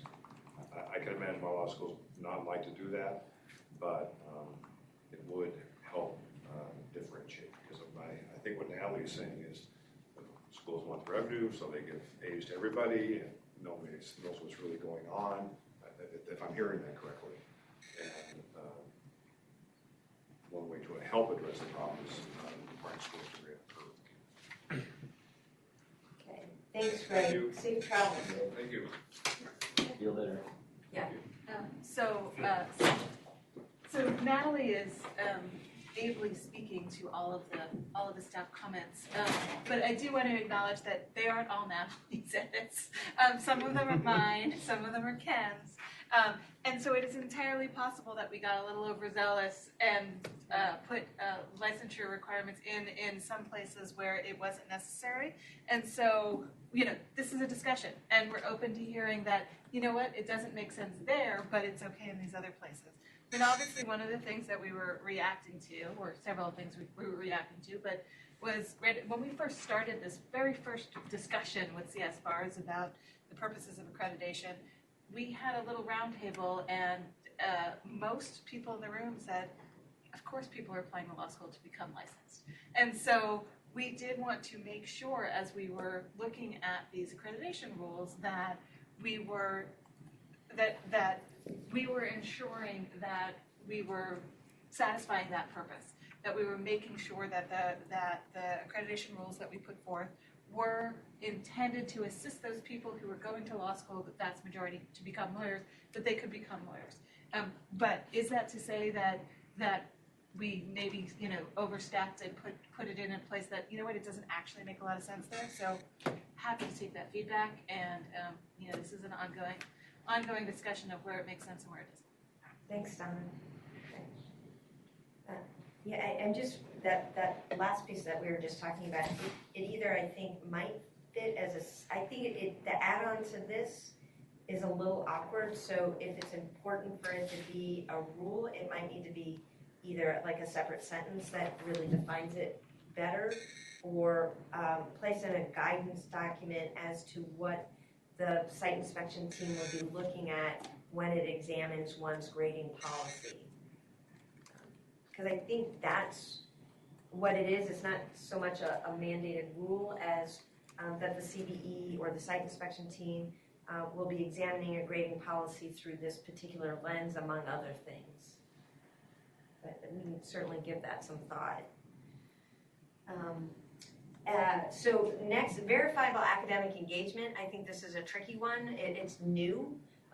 It just got passed recently. We've got a lot of schools that are now having blended programs or fully online programs, and so trying to figure out how to move what was a very defined guideline that went through a lot of process and a lot of vetting into a rule was something I think deserves some more conversation. You can also see that there's a lot of detail that was taken out of the guidelines in some of the comments to the side. Not really sure we got that right. Should we put more time in there? The specific time you see over to the comment, the 30 to 84 month time frame and other things like that. You can see on 8, that idea of 120 hours. So just trying to figure out the right balance of inserting explicit time and explicit metrics into that. So Greg, you had a huge hand in this, so. Yeah. Well, so this just really goes to, again, splitting out the idea of JD versus non-JD standards. These standards, the 38 to 40, the 30 to 84 time frame and so on, these are JD standards. So in whatever process we undertake to be clear about which things are specific to JDs or not, that's where you put those things. And certainly it's reasonable to have some of those things in relation to a particular program, but the effort here was not to write it all just around the JD program. So.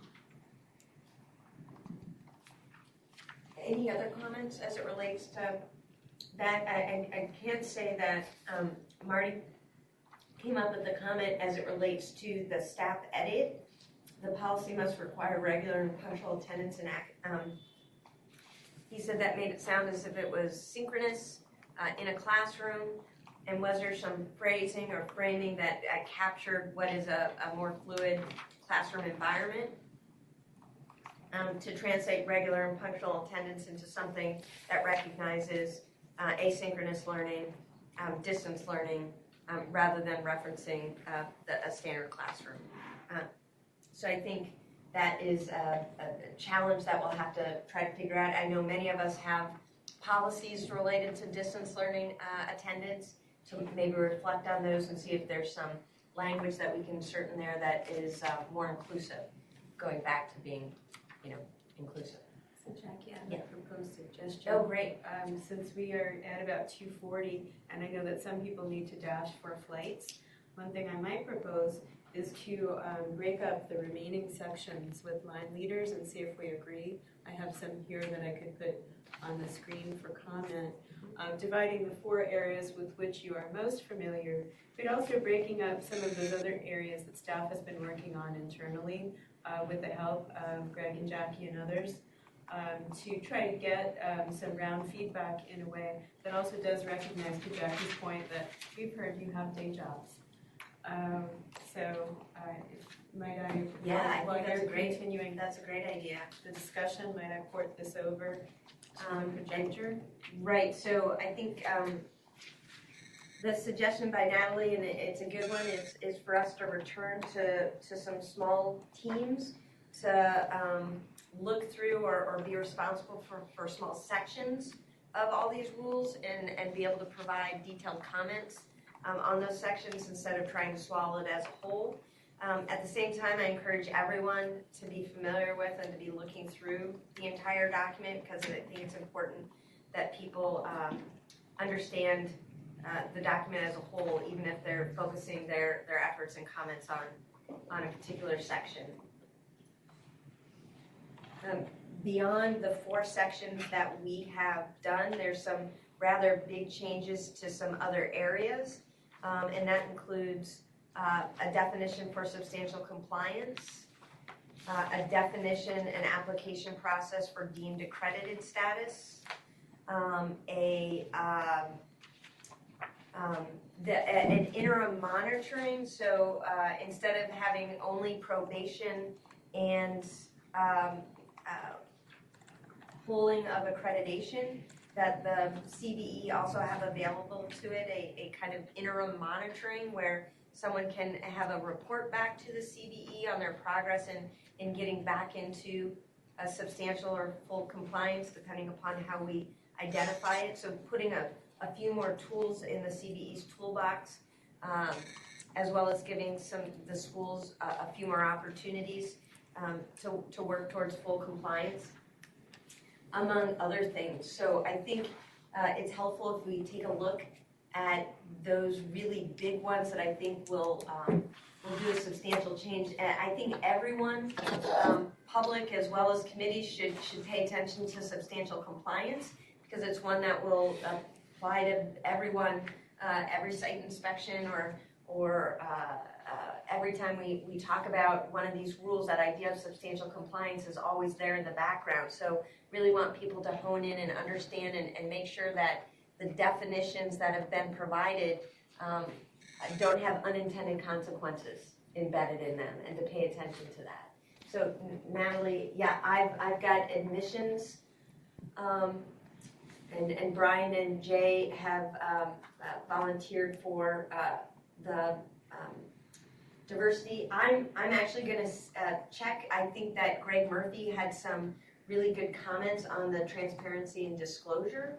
So I will follow up with Greg Murphy to see whether he's willing to provide specific comments on that. And with respect to that, because he could be out of pocket for the month of April, if there could be a backup, that would be helpful. Mm-hmm. Is there someone else who wants to work closely on the disclosure, transparency and disclosure? Brian, I know that was part of your original, and it was part of Marty's original as well. So I could certainly add Marty into that and check with him. My guess is that Dean Pritikin would have a lot of expertise and experience in this area. I'd like to volunteer Dean Pritikin for that, since it's not here. I forgot that the person who's absent, and now we have 2 people absent, is normally the ones who get volunteered. So I would just put Marty and Greg all the way down that list, and we'll follow back up with them later. And I'll encourage those who are not named Brandis or Gardena to consider volunteering for at least 2 areas because they already have a global perspective, and so making sure that we fully hear from you or provide you the support that you need to make a recommendation is a priority for me. And to choose a section doesn't necessarily mean you're writing. It can mean you're also contacting me and saying, here's the goal, can you give me something that does this? And then pointing and hanging on. And so I bolded your 4 areas in which you are most familiar, and I think it's good to consider trading off at this point if you want to and you're willing. And then these other areas down here are either subsets of those areas that require, that are merit-focused effort, or they're areas that we haven't talked about today that Jackie had mentioned. And I grouped ones that I thought went together. Might not be possible to evaluate one without looking at this trinity, for example. Yeah. So student success? I'm here. Can we see these? Let me see if I can make them large enough. I seem to remember this committee being larger in the past. We had more volunteers. What happened to that?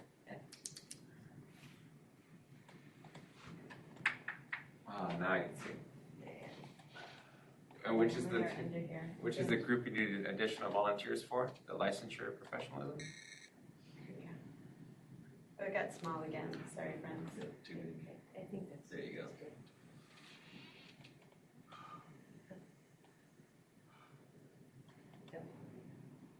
Okay, so Because we've got something up there. student We'll cover it. success section? Yeah, so Jay and, you want to join Jay with that? I can do that. Okay. Talking about kind of the assessing student outcomes again, like Yeah, we talked about earlier. We had specifically taken out that dividing assessment and grading, so I can still participate in with Jay on that 9 piece. But yeah, the section is fairly large. And I think the admissions add-in is part of that as well. So we've actually divided 2 things out of that particular section.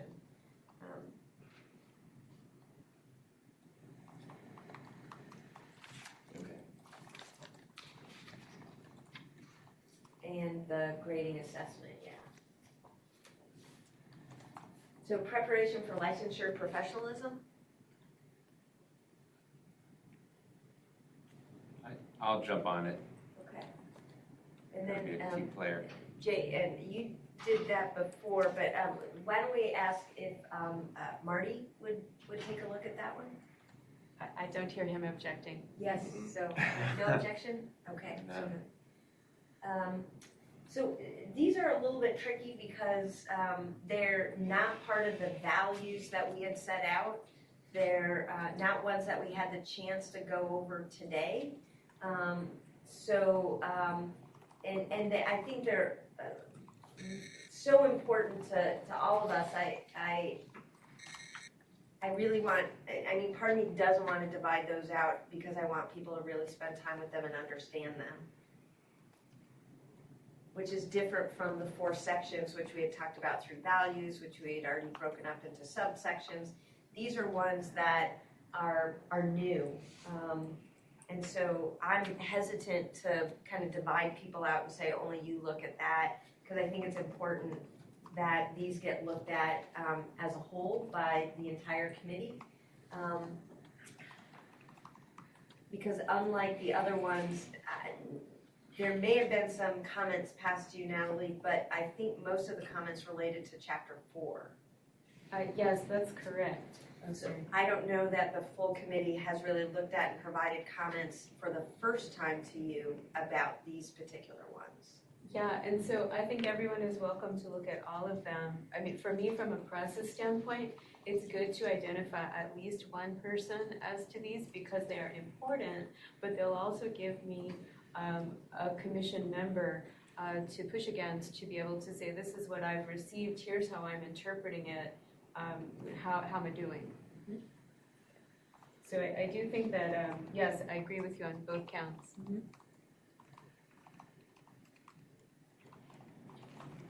And really here, the first question on these yellow areas is, do you see any opportunity for enhancement or any red flag in terms of how these are organized? Because they generally are made to be organized to be more clear for the schools, to offer more opportunities to cure defects at the level appropriate for the schools, and to have a clarity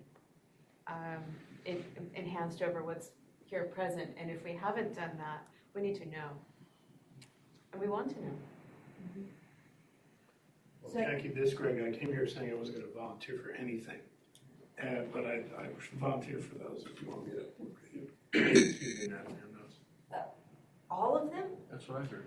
Yeah, Well, they're all kind of a package, I think, so. there is some relation, yeah, there's definitely a relationship between all She of said she them. wanted one person, so. And Oh, then, it doesn't have to be one for all, Oh, I see. although Oh, I right. delight in It's one good. person for all. like, it fell off that wagon. I'm not good at that. But I think you're right. The accreditation process and the interim monitoring, probation, and termination, I think, kind of go together from beginning to kind of end. And I think probably the deemed accredited status fits within that because it has an application as well as a loss of deemed accredited status. So would you be willing to take accreditation process, monitoring, probation, termination, and the deemed accredited as one package? Okay. And then I'll take the substantial compliance part. okay. And I was also going to say Greg Murphy has some ideas about that based on his experience with the ABA and what they call kind of core that you always have to be in full compliance with versus non-core that you don't. That's substantial. So he might have some interesting thoughts about that. Okay. And so it's just the definition of substantial compliance. Is that all that's left? Waiver, clarity on guidelines, and sunset I have as a grouping. So we've got these definitions deemed brings. Okay, I see you have that in there. So that's it. So why don't Greg had some comments about waiver and some specific ideas about it. So why don't I work with Greg on those?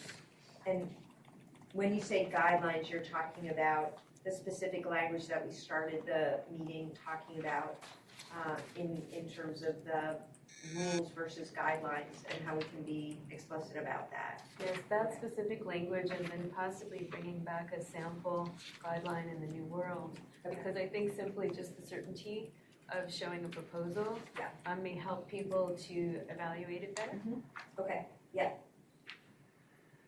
Okay. I want to make sure Marty got punished for not being here. He has two. He has only two. No, he hasn't been sufficiently punished then. I don't want to leave him out because he has such a keen eye. Greg, would you be willing to work with Marty too? Oh, of course. Yeah, so why don't we put Marty in with Greg? Because they both, I think, have such strength when it comes to seeing this stuff. Great.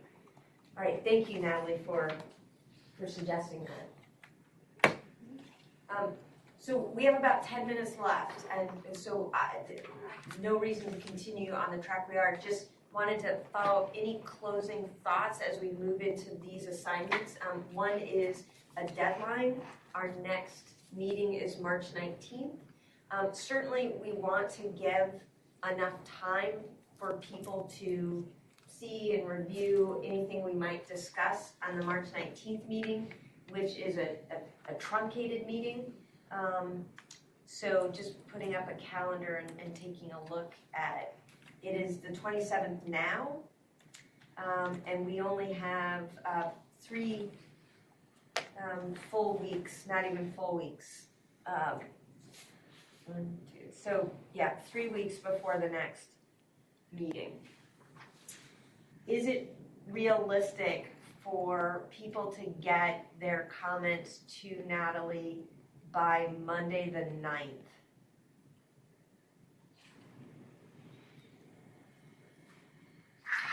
Yes. Yes. Okay. All right. So, and that's for then hopefully distribution to the full committee by, let's see, we're meeting on the 19th, hopefully by the 12th or 13th, so that there's a weekend in between the meeting that people have time to review. Does that feel doable for you? I think so, depending on the volume. And the other thing that I would say is, Joan, wait until your comments are Fabergé egg. You can contact me along the way with questions or send pieces, and I'd be happy to receive those, and that would help to accomplish that. And the other reality is the meeting on the 19th is just 2 hours. Right. So I think the reality is that we're not going to be able to accomplish review of the entire list by then. So what we might want to do is set some priorities for that particular meeting in terms of where we want to place our focus.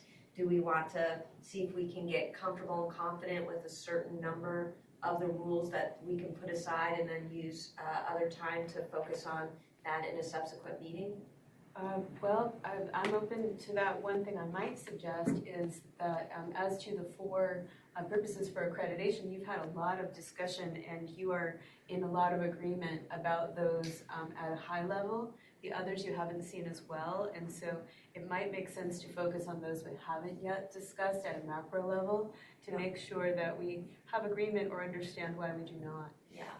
So I think that means the ones that relate to consumer protection and transparency, student success, diversity, equity, and inclusion, and professionalism and licensure will be our focus for March 19th.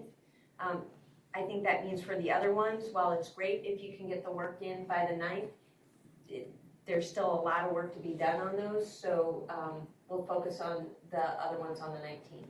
Could you repeat those 3 areas? I'm sorry. A question. I was actually suggesting the reverse, but I'm open to others. I was suggesting to look at the others to see if we're on the same track. Okay. But reasonable minds can differ. I thought I misunderstood. I thought you meant we were closer on those other ones so we could move them forward on the 19th with more confidence. Okay. I meant that The I could opposite. internally Yeah. do the research that I was directed to do and give you a final, not a final product, but a final Right. as to what you've Okay. discussed. Whereas with the others, I haven't received that feedback from you. Okay. So getting that would help the total package to move forward. Okay, so could you put the list back up so we can all be on the same page, quite literally? That would mean the work that Brian and Marty are doing has, as well as what Greg and I will be working on, have the highest priority in terms of providing feedback and allowing it to be vetted before the 19th. Wait, no, I don't think I'm not partnered with Marty this time. So which one are you talking about that I'm doing? Oh, I'm sorry, I meant Greg and Marty. Okay. So the accreditation process and interim monitoring, probation and termination, definition of substantial compliance, which is actually, you and Greg Murphy, and then definition of deemed accredited status and waiver of guidelines and sunset. Because we haven't had the opportunity to talk about those or vet those, I think Natalie's suggestion is a good one. Why don't we use the 19th to start to circle back around to those? Okay. And then, so Jay is not identified on these in particular. So as for those that, I saw that.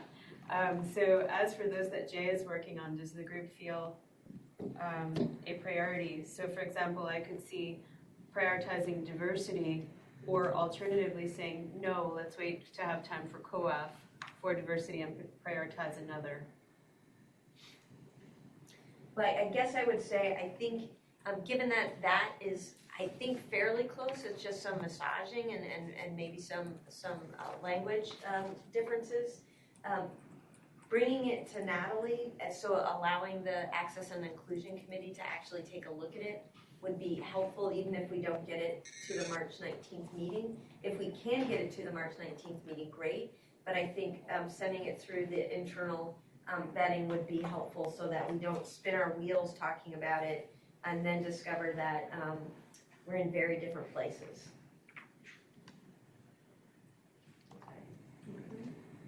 So high priority for the substantial compliance definition portion, and it would also be nice to have the diversity and inclusion part completed by March 19th, but probably won't be discussed that day. Yeah, I think more important to get it to Natalie so that Access and Inclusion can react.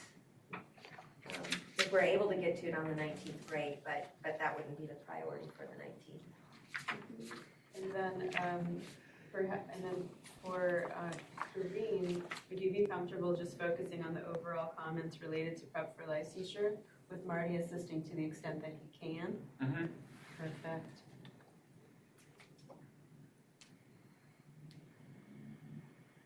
Sorry, I see you, Paul. I really just want to lean on the deans for this one. I want their feedback. I know this is Agreed. intense, really deeply entrenched. So I wish we could open it up to the public as much more, but I think it's important that we narrow. Yeah.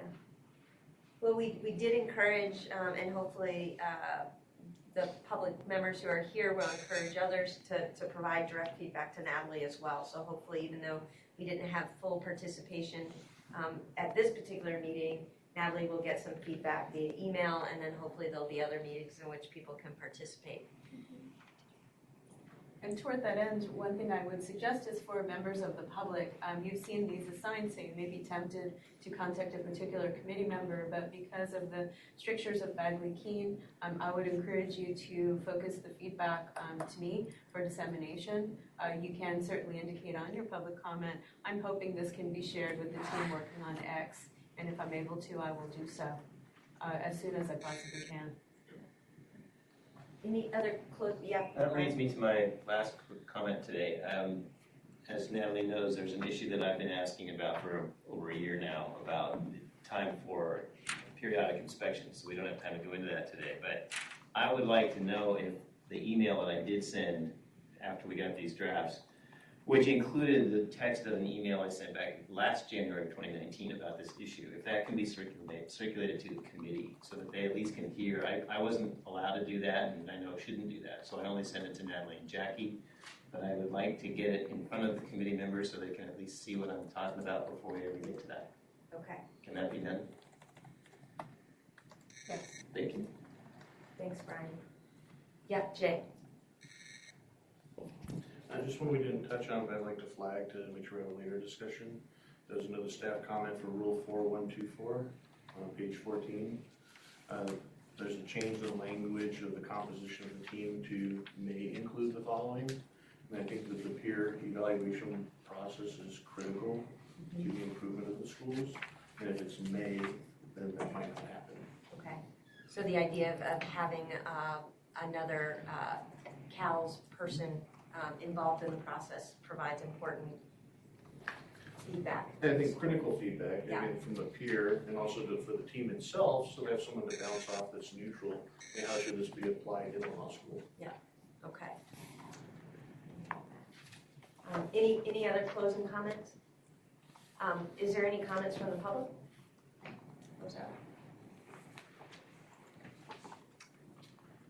Elizabeth Zierr, Monterey College Law. I was asking about future public comment. Are we going to be able, as members of the public, to attend the phone call for March 19th and provide public comment? And then what about stages after that? What's the process for me?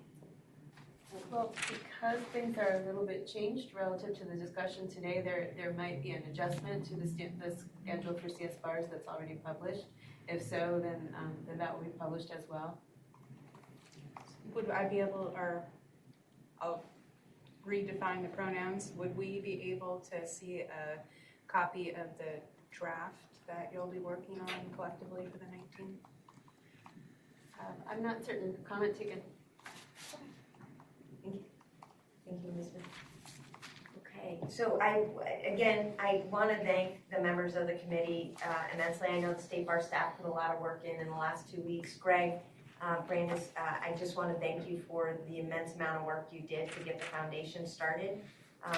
It is an absolutely spectacular start, and I know that some of the stuff that you did was from scratch, like substantial compliance, and some of the other work that we put in, so thank you for that.